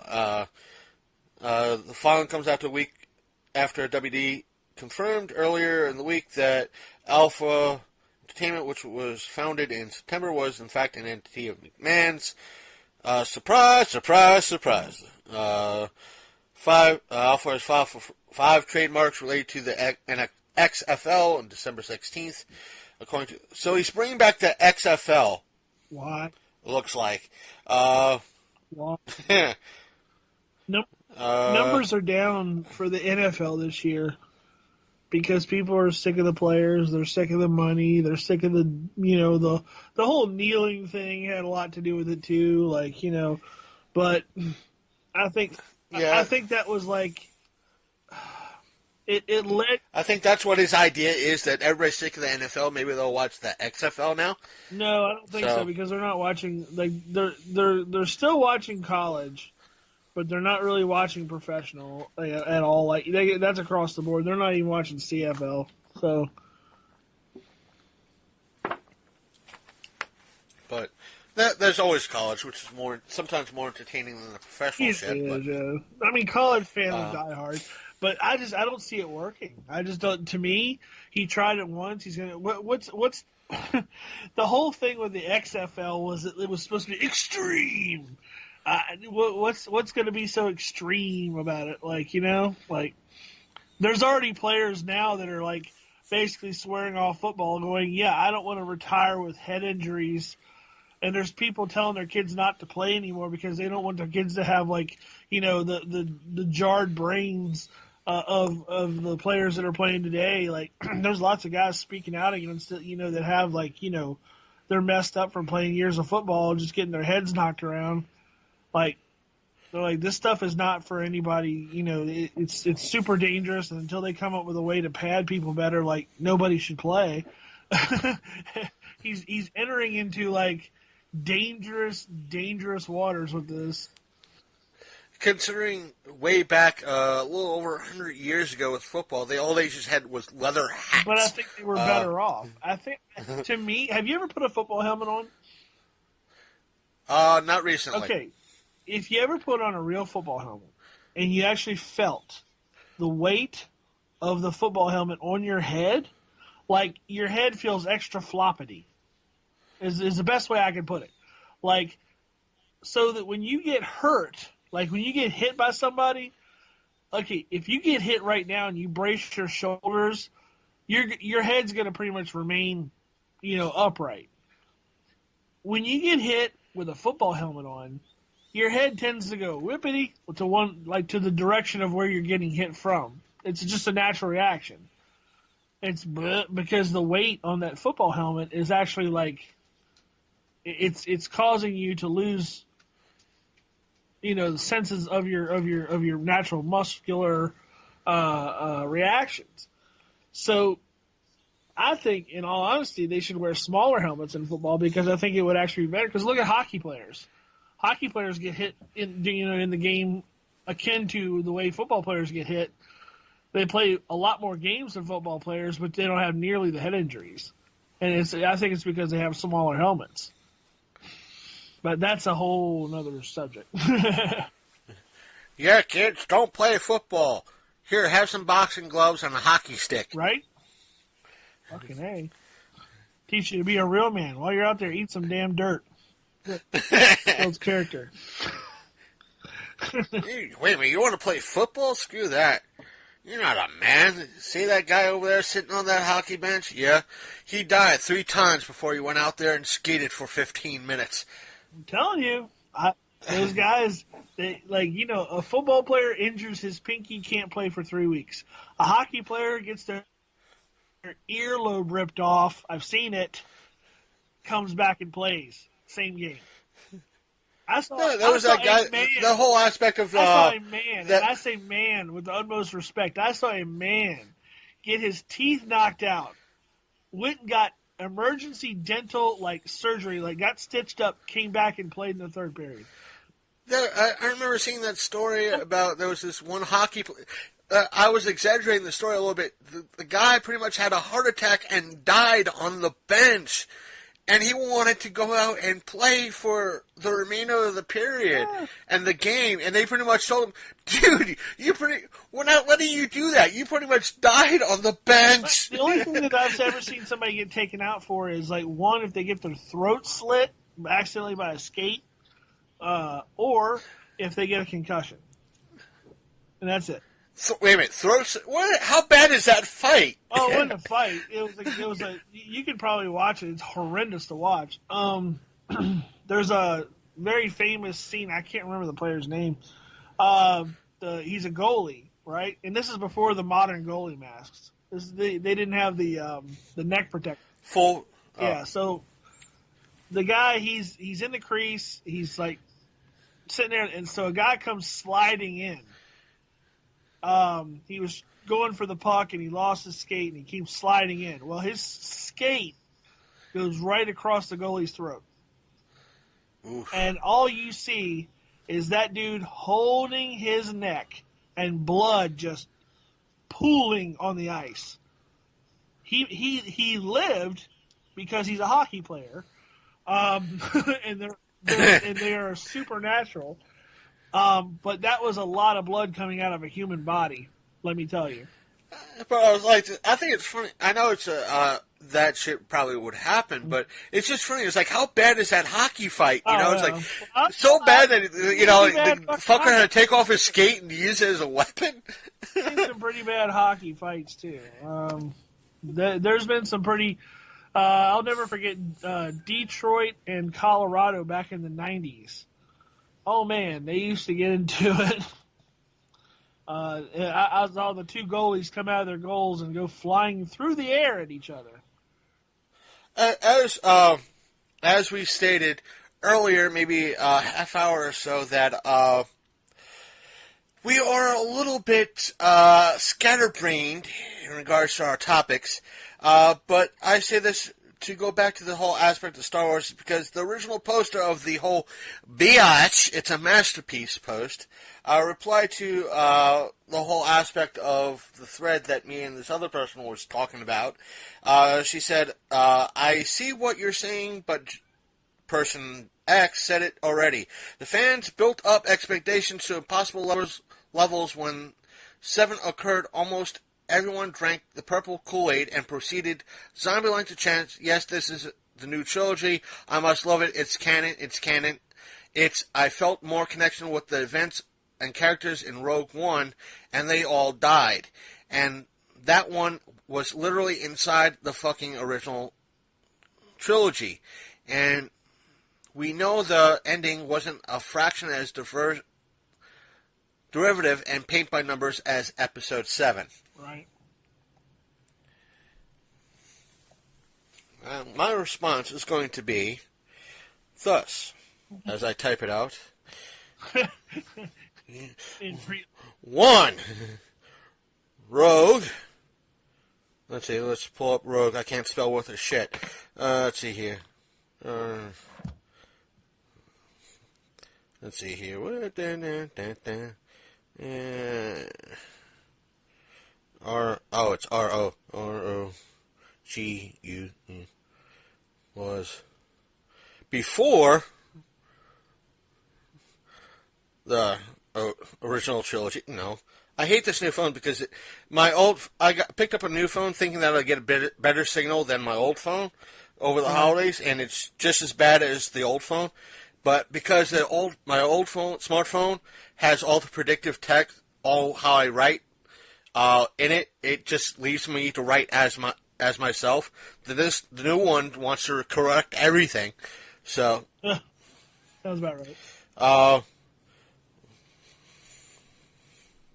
And let's see. Now, everything. Let's see.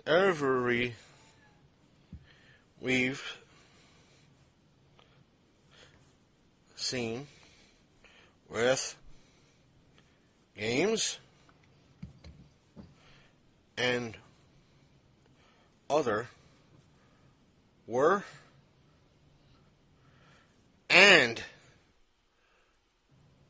considered, because the Force Unleashed was canon and other stuff was the Battlefront 2 was canon. Mm-hmm. Yeah, absolutely.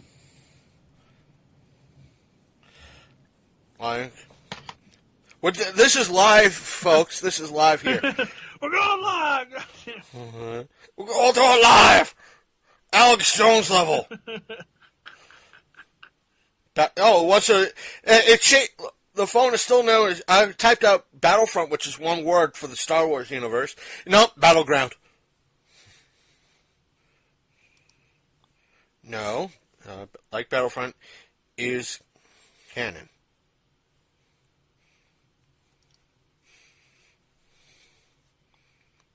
Plus, no hype for those in Rogue One. I'm going to troll. Your argument is on par. Right, par is spelled P-A-R-E. P-A-R. No, P-A-R is on par with. Your argument is, wait, not on par, is pretty much saying Darth Maul. How do you spell Darth Maul? I'm going to put the parentheses SP question mark for that. SP. You know what? I'm changing that.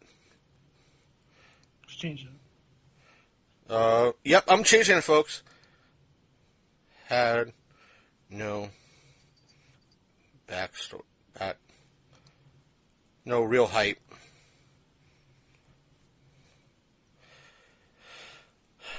Damn my big fat ass thumbs.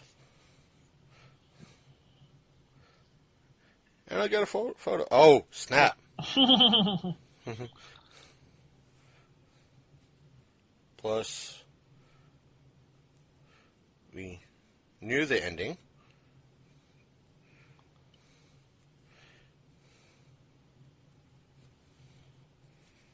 And we'll do this. Plus, we had more story about Darth Maul. And, oh, there it is. Story. Forgot the word story. The word story. About story for Darth Maul. Ladies and gentlemen, this is awesome podcasting. This is podcasting. We're doing shit live. Did slash we respond to your questions one syllable at a time. Yeah, so, well, time, dude.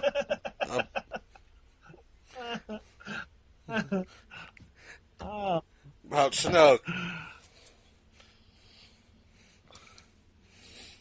Too funny. What I was sending him, he said, "Oh, I got a picture." I was sending him the picture of that hockey player getting his throat slashed, and it's pretty gruesome. You would agree?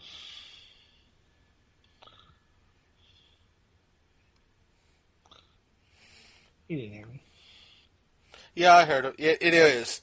I wish I could post it up and so all you guys could show it. She. This person got put the angry reaction face in regards to my little comment in regards to, well, then why have Snoke and hype him up? Like, because you're fucking idiots. Right. You know, it's like you don't understand anything, how a story works. Wait. I'll go one better. I'll troll everybody. Wait a minute. New browser window. Let's see. What do we use?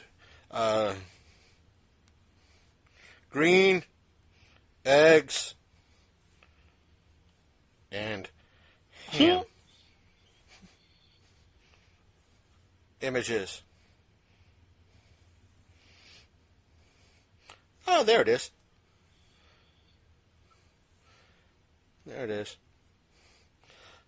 I'm going to get unfriended so fast because of this. He's like, unfriended so fast. Allow. Watch. This is somebody that just sent me a random friend request on Facebook. Watch. I'm going to...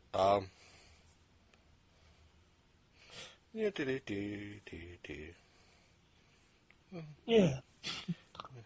Yeah, I'm gonna push it up. Yeah, my comment on the picture is for the cover photo of Green Eggs and Ham is proper reading for those who think Star Wars The Last Jedi is a masterpiece. Bitch. And send. Watch, I'm going to get unfriended and blocked.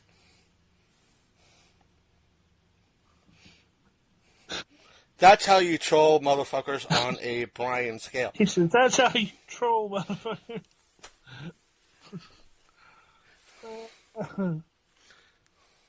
And they think, yeah, that's how we troll around here, folks. We do lame gags like that. And I actually sent, I wish I could, that's one of the things I hate with this new phone. It's a Samsung Galaxy J, which probably means it's like a Galaxy 5 or something like that. Yeah. And it doesn't have screen capture. But, because I would have sent, my phone's in the other part of the house, I'll snag and I'll send you a screen cap of it. I'll probably get, like I said, unfriended and blocked. I don't give a fuck about these people. Right. You know, it's... I don't mind talking to somebody like Sasha or Jay or you or anybody else about even a movie that I've fucking really hated or despised. And like I said, I tell people I'm a man of my words a lot of times. It's just that when I'll go back to when I hated on, as a reference, when I totally hated on the new Ghostbusters reboot, I made a promise that when both I got a full review from Zombie Bunny and Big Candy, I will shut the fuck up. I will not say anything. I'll let them do the review, even though I might disagree with them. And I did that. And I think Big Candy could at least agree to that when he gave his review, I did just that. I shut the fuck up. I let him do the review. I might have disagreed with him on a lot of his points, and I still, for the most part, hold true with a lot of my points for that movie. But I kept my words that I would, be quiet and let them voice their opinion. Just that. But see, the point is, if you have an opinion and you're not just cussing with the other person, that's the difference. Right. I will respect someone's difference of opinion as opposed to somebody just yelling at me. Come at me with some facts, then we'll talk. Oh, like this, ironic, coming from someone who can't spell canon. Boom, there it is. There it is. So when they don't have anything to say, they resort to the grammar police.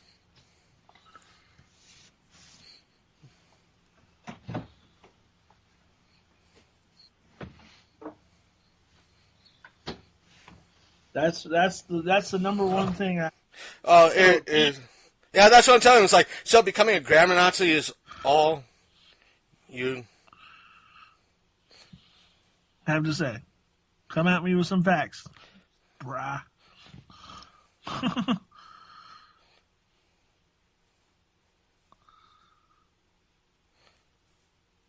All of a sudden, I love it. Like you make one grammar mistake, and all of a sudden they become so scholarly that they don't have to talk to you.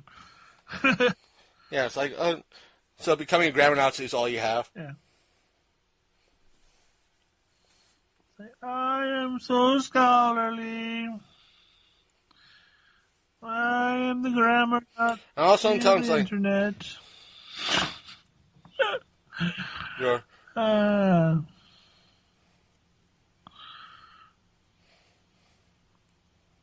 Is it wrong that I'm forcing my cat to be nice to me? Like I'm not. It's. I wish that somebody screen captured Luke Skywalker doing that block maneuver, so I could use that. I wish somebody would screen cap him drinking the weird titty blue milk. That was unnecessary. No, but it's time for her to get fed, and so she's like loving on my leg. She's like, feed me. I'm like, no. Because usually she's not nice to me. Usually she's a bitch. So I just, right now I'm making her be nice to me. She's like, come on, Pete. I'm also adding a little comment because they haven't said anything. My next comment is, you think your fucking insults affect me or I really care? Yeah. Especially... Lock.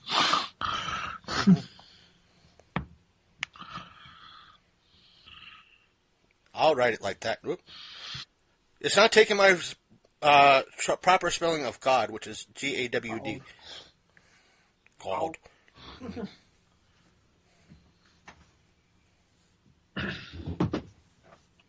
Wait, did they...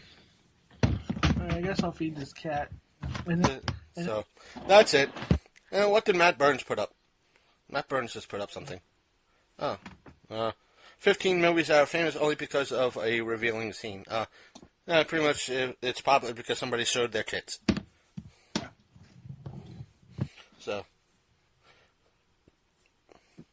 Now let's see what any news is coming up in regards to everything on Santa, a YouTube Carol. That's with Steven Crowler.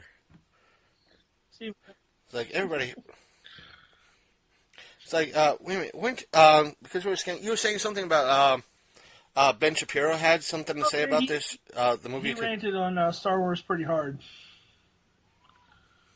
Like, actually, he's been kind of ranting on it all week, like in passing. So it's kind of funny. He had a pretty good review. I might have to pull that up while I'm on YouTube later. He was the one that brought up the bombs thing. Yeah, I like that whole because again we have nothing against Sasha at all. We had this discussion. The thing is, here's the thing with her problem was stupid. I'm talking about Sasha, okay, but her thing was, if you don't like the new Star Wars, it's because of diversity and what she say. I was like, it has nothing to do with diversity. It has everything with it being a stupid fucking movie. Oh! I need a second mind for this insult. I need a second evil mind.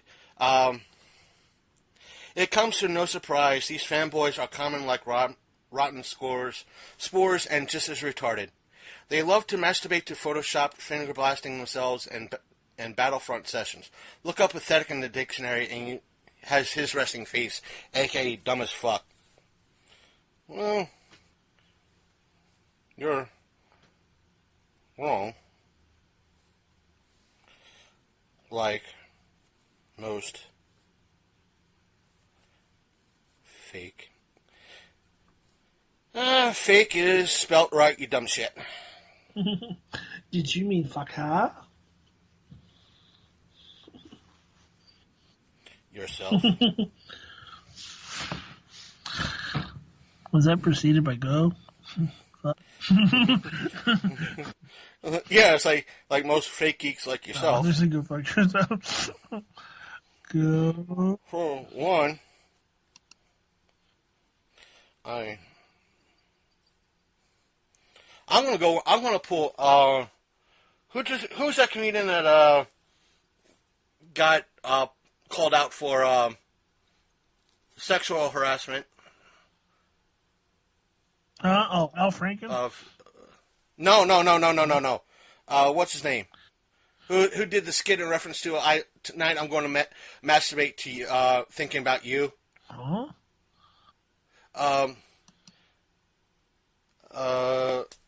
Wasn't not Al Franken? He's one of the senators. He was. I'm going to say. Daisy's fucking spelt right, you dumb shit.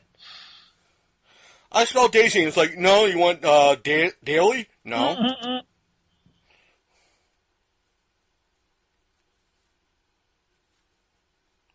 Just. Exactly, LOL. Insults our intelligence because we like a movie and gets sand in his vagina. The overly photoshopped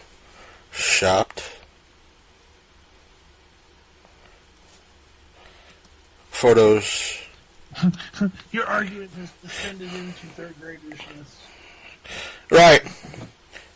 Actually, one's hers. It's like I won't masturbate to fake Daisy photos, just the overly photoshopped photos. Wait. Photoshopped has 2 P's in it, right? Photoshopped. No. 1 P?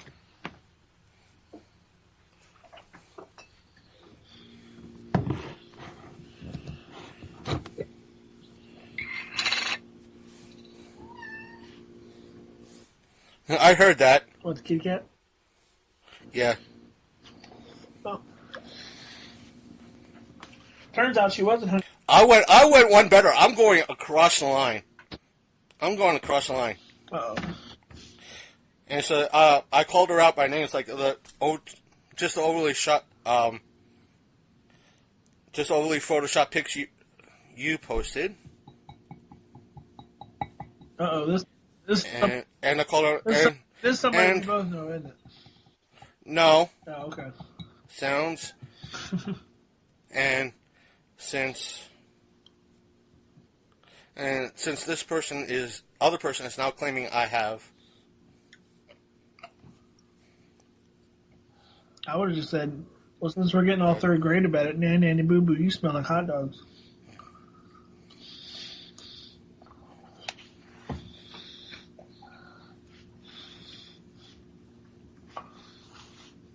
Oh, she's being nice because she's in.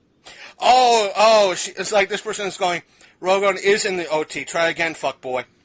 Oh, Lord. Because they overlap. Right.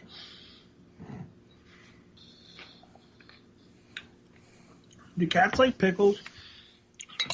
I don't know. I know.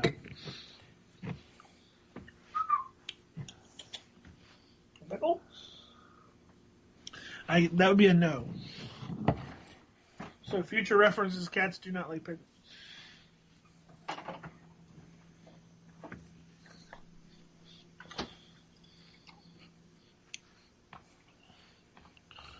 We already know that they don't like cucumbers.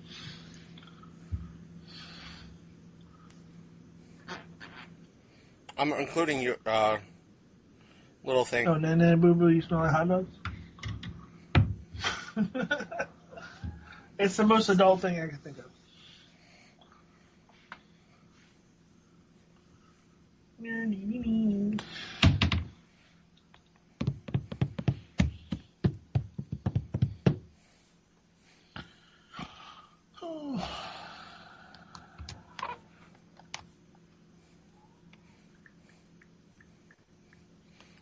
Smell like hot dog juice. So while you're doing that, I'll do the Bitcoin update. Yeah, tell us about the Bitcoin thing. So, well, the best thing I can tell you is don't believe the hype. You should invest in it as much as you want, as often as you want. There's a concerted effort amongst, I guess, the big banks on Wall Street to try and put down Bitcoin. So they're trying to say nearly $200 billion was lost in today's cryptocurrency rout. So apparently there was apparently Bitcoin dropped all the way down to, let's see, it dropped all the way down to 11,000 from 15,000, and they were trying to say that it was. They're always proclaiming it dead, at least once a week. They're like, it lost all this money. Bitcoin is dead. And what they don't know, and what they don't understand, it is the Bitcoin community manipulating the market, and it's basically people pulling their money out and reinvesting it in other cryptocurrency. They'll make a little bit more. They wait for the dip, which is where Bitcoin goes down, and they'll reinvest it back into Bitcoin, and then you'll see it shoot back up. So, i.e. the old joke that, how dare you you invested in $10 worth of Bitcoin? How dare you invest $5 in Bitcoin? Don't you ever invest in $20 in Bitcoin again? Exactly. It's such a volatile market that it just changes so often that it's actually hard. I don't unless you're spending a lot of it. I don't know how people actually can spend Bitcoin. Like it's like until it becomes more stable. I don't see how people spend Bitcoin. You know what I mean? They want you to use it as currency, but like with the value of it going up and down so violently. Like 1 minute, like whatever you're buying costs like $8. The next minute, whatever you're buying costs like $25.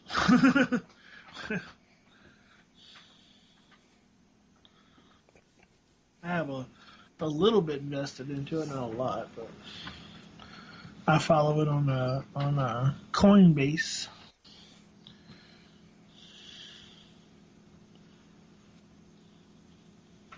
I think I initially put $40 in there when it was like, I want to say when it was about $5,000 or $6,000 of Bitcoin, and seems in the last month or two it's gone absolutely crazy. But I pulled my money out a long time ago. If had I left it in there, it would have been worth about $100 something, $120, something like that.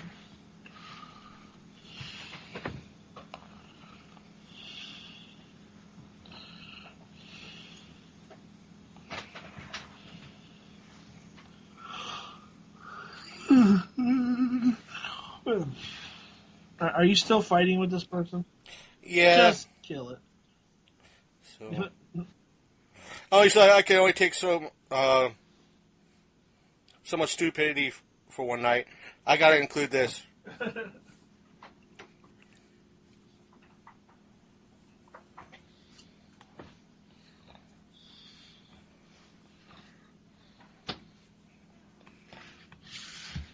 Ah, fucking shit.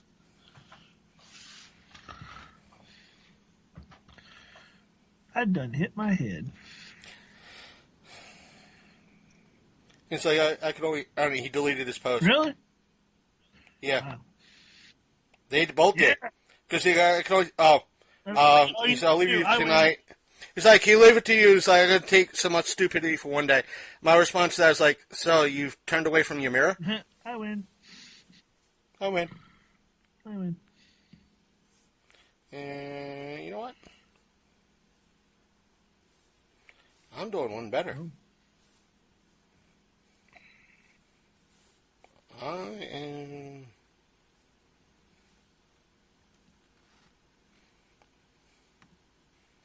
Because of this Photoshop bitch.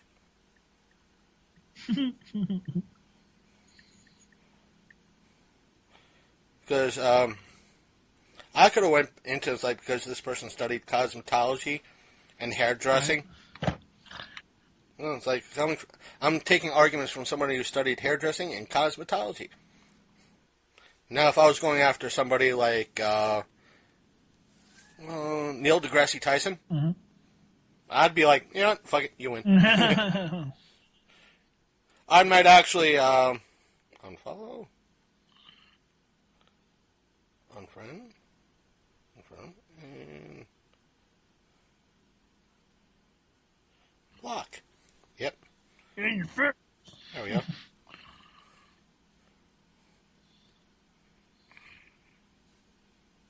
Yeah, because I blocked. I don't see their shit. Yeah.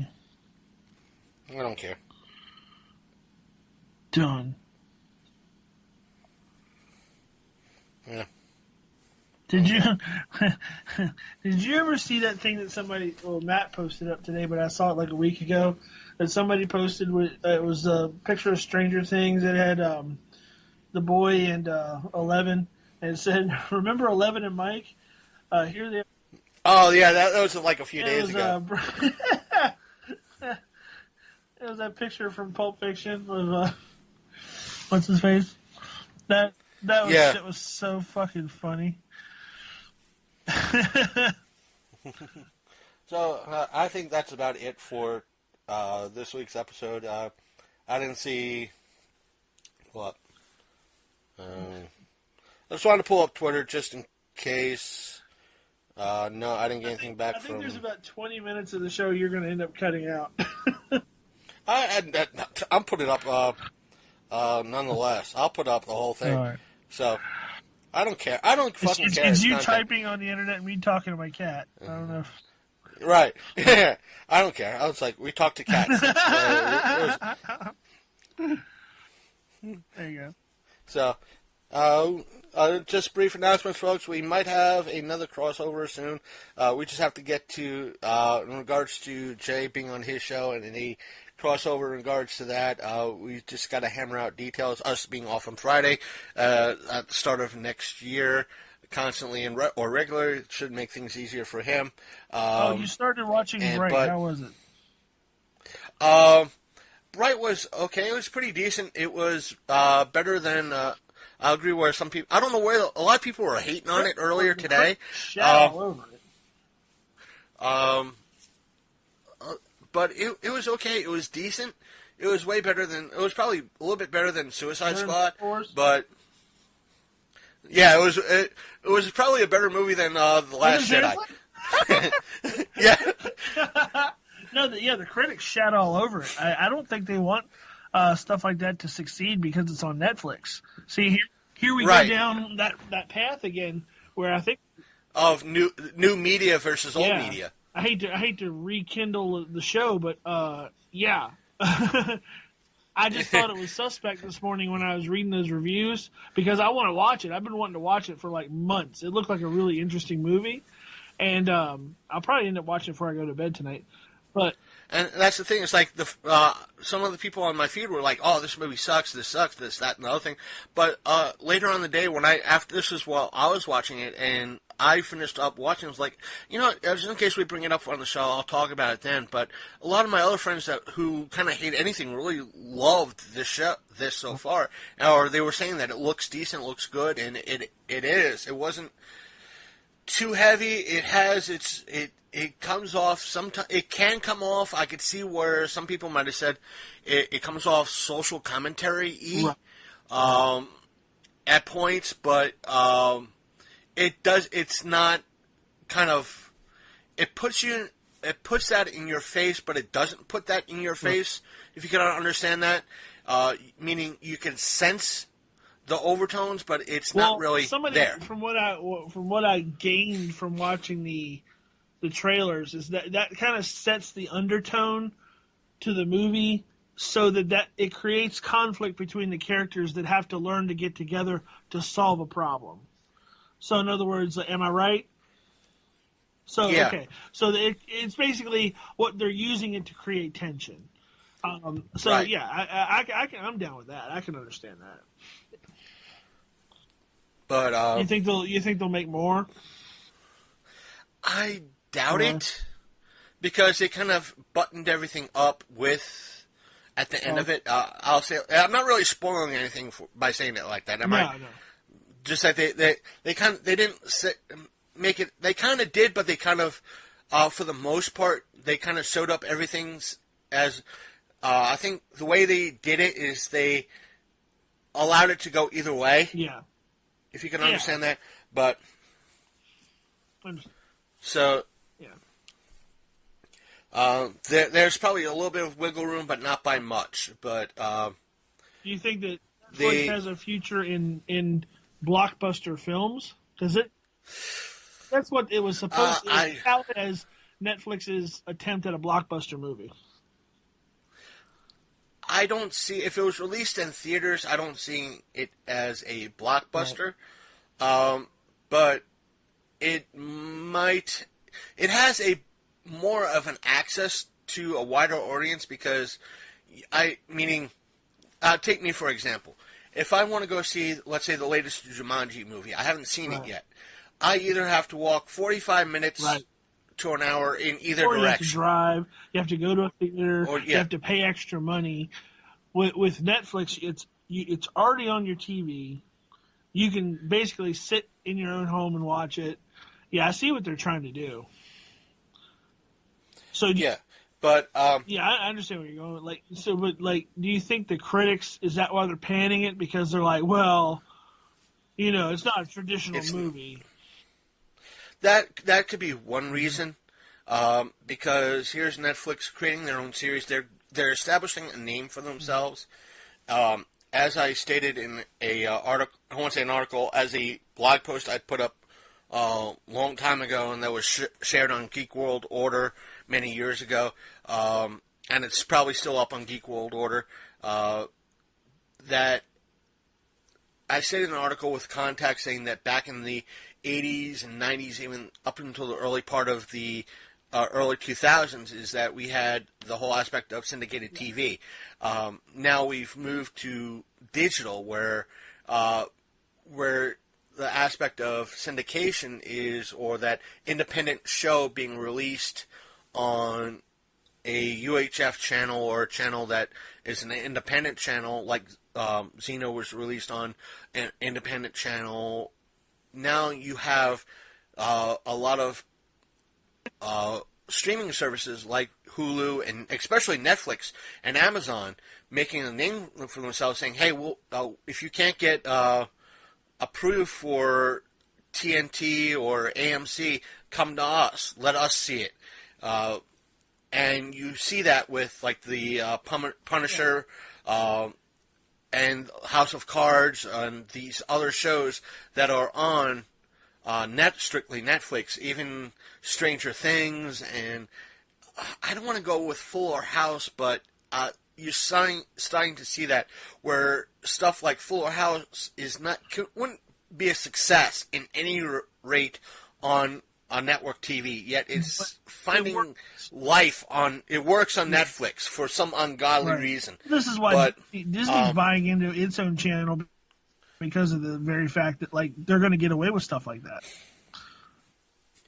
Like where, especially, go ahead. Like I said, now that they own Fox, which now has another year to go before final approval and everything's said and done, they will not only have. We'll see how the ramifications of that happens once everything goes through, but once Disney's streaming service does go down, they'll have everything that Fox had sold to them as part of their lineup. They will have their stuff as part of the lineup, plus Disney, Marvel, and all this shit. So, I'm not saying it's shit, but all this stuff ready to go as a baseline. That all they have to do is, hey, more stuff that we kick out. Another thing that a lot of people don't realize when it comes to that I've heard when it comes to like studios like Disney, Fox, Miramax, or Warner Brothers, they can only release a certain number of movies per year. I don't know if that's true or not, but with a company like Disney that owns Miramax, they could say, hey, we're not releasing a movie. What do you mean we can only release 10 movies a year? We're not releasing movie 11. Miramax is releasing movie 11. They're releasing the movie. They only put out 2 other movies this year. Or now with Fox, it's like, oh, no, we're not releasing a movie. Fox is. Right. So it allows them to, make more money, but like Miramax, Fox is already an established name. They could do the edgier content with Fox, or if it's somewhere in between, it's like, oh, we could do independent edgy with Miramax, yet if it's something that could be more mainstream, we'll put it with Fox. Yet if it's family-friendly or child stuff, we'll keep it. We'll put it on Disney. They'll have their own way to show it, commercial-free, as a premium streaming service. Netflix, I think they're going to go the same way. They're going to do an increase, but I bet you any amount of money that they're going to come out with a lot more original content and a lot more big name movies. I wouldn't even doubt that you'd see some major movies actually premiere on Netflix. And also we'll go one further too, because one of the things I want to see and not worry about, I don't think we covered it in the last episode because we were strictly Star Wars. This episode is mostly Star Wars and a mishmash of other stuff as well, is the whole aspect and debacle of the fairy fair use and the whole internet restrictions thing and the shit going down, net neutrality. But the battle's not over yet in regards to that, and we'll see how it affects stuff. Because some people have stated that, well, Netflix tends to benefit with this. Not really. It's Comcast and Netflix and Amazon were against this. You don't understand that. That's number one. And some people like Steven Crowder was like, oh, you don't get the full story yet. There have been many people who have come out that said, well, we have this in Australia and we have this in this country, and it does not work. And the thing is, for a lot of us, like, I don't know about you in Winchester, but here in the West Virginia Panhandle area, we only have two choices, Frontier and Comcast, Xfinity. So, but the thing is, it'll bring in more competition. It hasn't. Even with it, it's like if we were having more competition would have came in anyway. It's net neutrality getting rid of it will squash the big ones a lot. No, they're going to squash the little guy coming in anyway. Because they got to piggyback on the bigger guys until they get big themselves. So, the only thing I don't like is them being able to slow down your internet according to price point. I think that's the one thing that if they mess with that, that's disreputable, and I don't like that at all. And that's the thing. How many times have I said with Frontier that I could be watching Netflix or Hulu, and at the start of the month after I pay my bill and all that, my internet seems fine and dandy, yet if I download or watch too much streaming stuff, all of a sudden my YouTube is lagging, my Netflix is lagging, I can't connect to Vudu, I can't, whatever I want to stream, I can't because my net is kind of sucky. I know that. And I know that for a fact. They do that on purpose. They do that on purpose. But again, we might have a. There was a. I'm going to give them a shout out here. I don't think they'll listen, but I'll probably tell them that they were mentioned on our show at the tail end. The podcast is Secret Transmission. They're like I think they're like Secure Team 10 type of ordeal. They cover a lot of the paranormal and UFOs and shit like that. It says Secret in their little. Let's pull up their little thing. Give a iTunes description of it. Let's see what their description on iTunes is. A podcast all about all things strange, conspiracies, myths, legends, cryptozoology, UFO sightings, aliens, fringe science, the supernatural, serial killers, and anything else weird. With a new topic every episode, we try to look over all the facts and the quote-unquote facts about each topic and figure out if it's true or not. So come join us. Try to explain the unexplainable. So did you ever see UFOs that look like birds? I don't know. Would have to ask them. They have stuff like sky trumpets, voodoo, werewolves, witches, and witchcraft, CERN, curse of, I'm not sure what, it's like the Titanic conspiracy, the Mandela effect. This is right up my alley. So, they talk about Guy Fawkes. They have a whole, I think they're, How long have they been on? They have 97 episodes. That's how far back it goes. They've been I don't know. Did you contact them or they contact you? Pretty much it was. They were like their original tweet was for Christmas. If you want to give the best possible gift you can, write your favorite podcasts a review. We give free content all year, so say thanks by giving a review.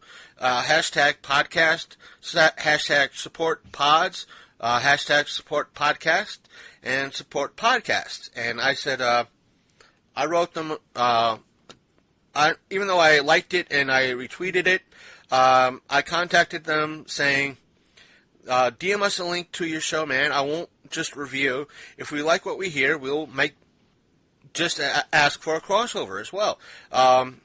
His response was, or their response was, this was about half hour ago, actually.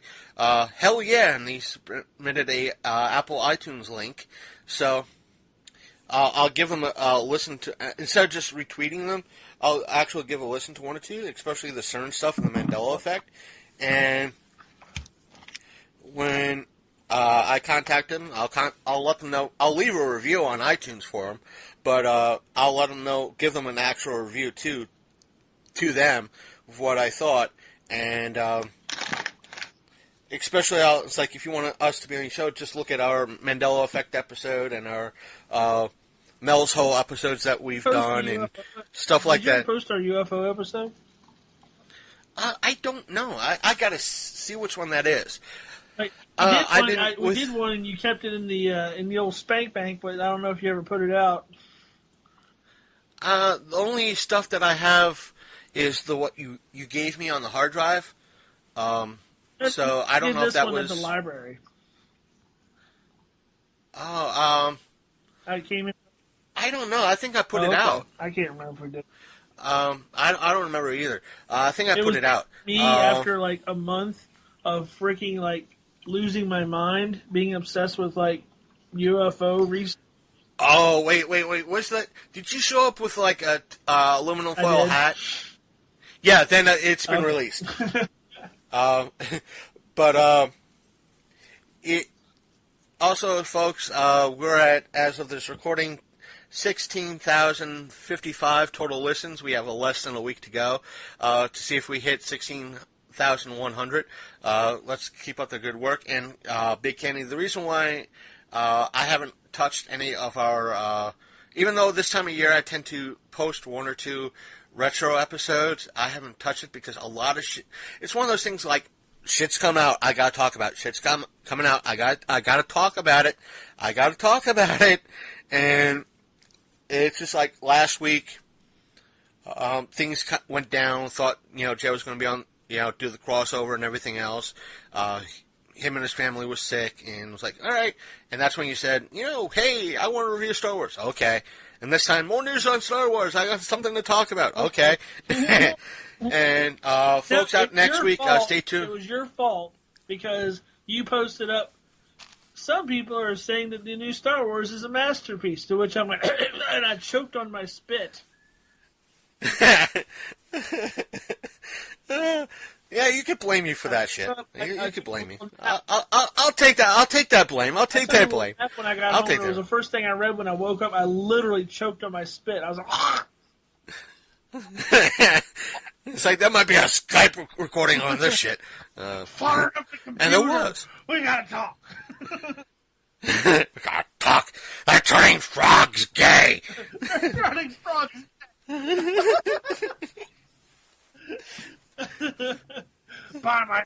Damn you, Alex Jones. But with Secret Transmissions, like we might do a crossover type of ordeal with them and talk about various things. Just if they're on us, we'll have it like a potpourri of paranormal bullshit.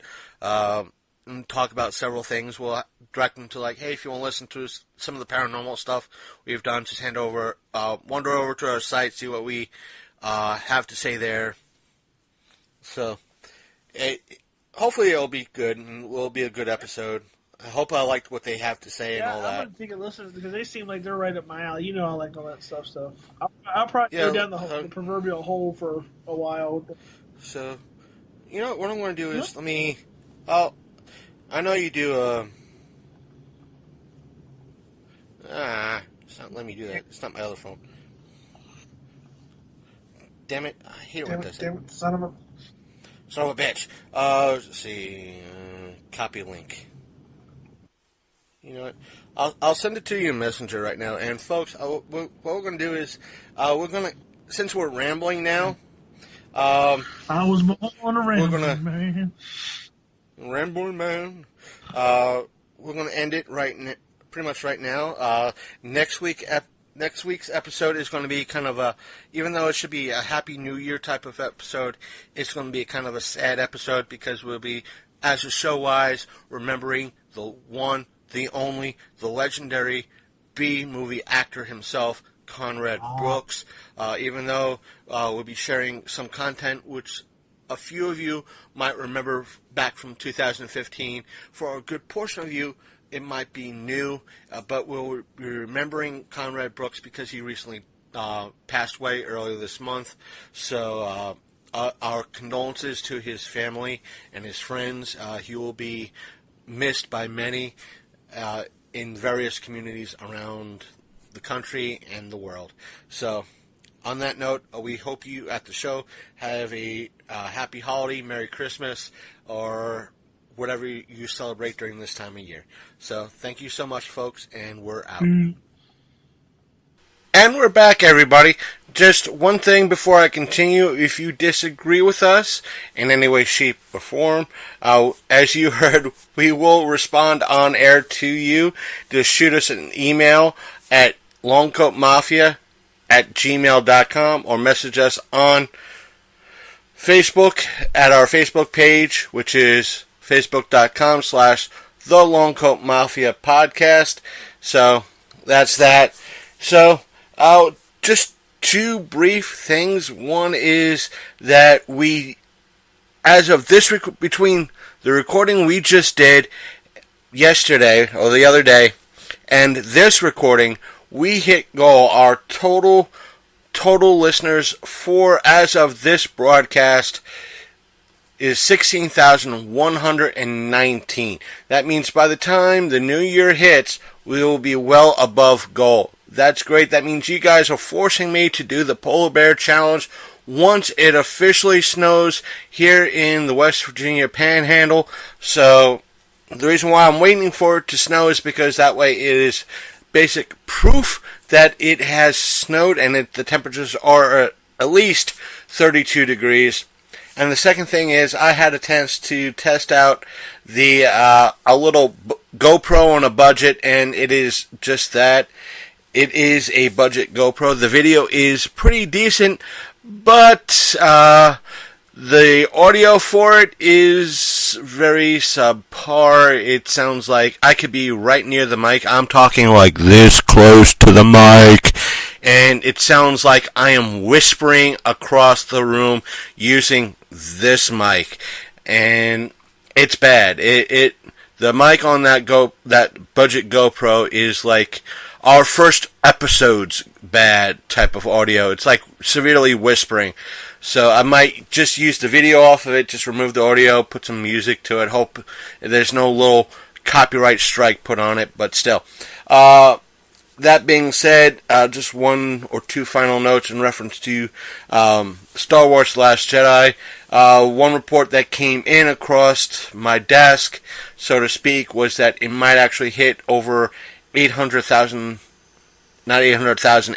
million as of tonight or this weekend. That's a worldwide total. That means with the marketing and everything else, as we've stated before, and that could mean that they've made their money back and maybe some profit in regards to everything, or starting to make a profit. But the other report that I have gotten in as of editing this show and putting this together is that it's not looking good in regards to weeks 3, 4, and better. So when that report came in, I pulled up Box Office Mojo, and Box Office Mojo has stated that this week, Star Wars The Last Jedi, even though it's still on number one in the box office, made $68.5 million, because it's $68,486,000. So I'm going to round up to $500,000 for that.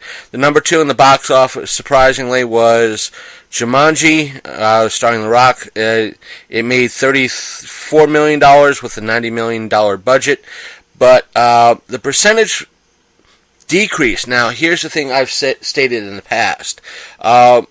when it comes to movies, a lot of people, especially some insiders, look at the not only some of the Metacritic stuff that we kind of mentioned that or we theorized, i.e. hashtag JediGate, but what they look at is one's the Metascore, and two is they look at the percentage of decrease between week 1 and week 2. And if that number is 50%, they get nervous, but not too nervous. If it's higher than 50%, like even if it's 51% or more, they know that's about as much as it's going to make, and that's it. And as of right now, Star Wars The Last Jedi is down 68% from last week. That means out of that 68% that decided we ain't showing Star Wars on those extra screens and all that, decided to take that 70%, and say, hey, we'd rather give you guys 70% than risk, keeping this and losing more and more money. So, what they're meaning that if they're stuck with 5 screens, they'd rather reduce it to 1 and pay more and just fill those extra screens with Jumanji and whatever else is coming out between now and the start of the next year. And also, that being said, speaking of next year, because our next episode does drop on New Year's Eve, as soon as I get back in from celebrating the new year, I hope all of you that do go out to celebrate the new year are safe, and that when the time of celebrating comes back, if you're not able to drive, that you either have a designated driver or you have get a cab or some way to get back home safely, because we'd rather see either you or your family members back home safe and sound. Not because you listen to our show, just because we'd rather see you safe. As per it also being the holiday season, I want to get this somewhat positive message out there, that if you're having trouble during this time of season, because there is a lot of times that depression does hit hard during this type of season, that there are many places out there, churches, hotlines, everything else, that are willing to lend an ear to help you out, make it through this holiday season, and to treat you like family. That's what we try to do, that even though we don't have all of you on our show like we've done with Byrne, earlier this year, Byrne coming on our show, and Lloyd and Sasha. I'm not saying they fit that aspect of depression, but they are listeners as well. Even though we can't really have all of you come on the show and speak to us, we can read your emails on the air. Again, our email address is longcoatmafia@gmail.com. We will read them on the air, even though this was a troll aspect and everything else. So, again, if you enjoyed this program, let us know. If you didn't, let us know. We will lend you our side of the arguments and everything else. We have done that. We will do it. We will troll those who try to troll us back. Again, our email is longcoatmafia@gmail.com. I'm dragging this on long enough. So, that's that. Again, you can like us on Facebook by going to our Facebook page, which is facebook.com/The Long Coat Mafia Podcast. And you can also, while you're there and like and follow us there, you can also leave stuff. If you're promoting your show, if you want to promote, we'll allow it. We'll give it a quick listen and make sure it is friendly, and we'll leave that promo on top on our site. Yes, and we'll also, if you want to promote a show or a convention, depending if it is follows some of our guidelines, which means if it's positive, it's pop culture, it's geek worthy, and it's not promoting something offensive or anything like that, we will leave it up. Again, or if you want to follow and like us on Twitter and Instagram, it's both the same handle, and that is Long Coat Mafia. If you're on a mobile device, whether it's phone or tablet, you could either go to Apple Podcasts or Google Play Music and find us that way. If you're on a desktop, you could always go to our main website, which is thelongcoatmafia.podbean.com, or you could use iTunes. So yes, iTunes is still a thing. And if you use iTunes, please leave a rating for us, and because it does help us one way or another. So there's that. And again, we at the show hope you had a merry holiday season, to put it as neutral as we could, and you got everything you probably desired, including if it was socks. So take care. I'm out. See you next week. See you next time on the Long Coat Mafia.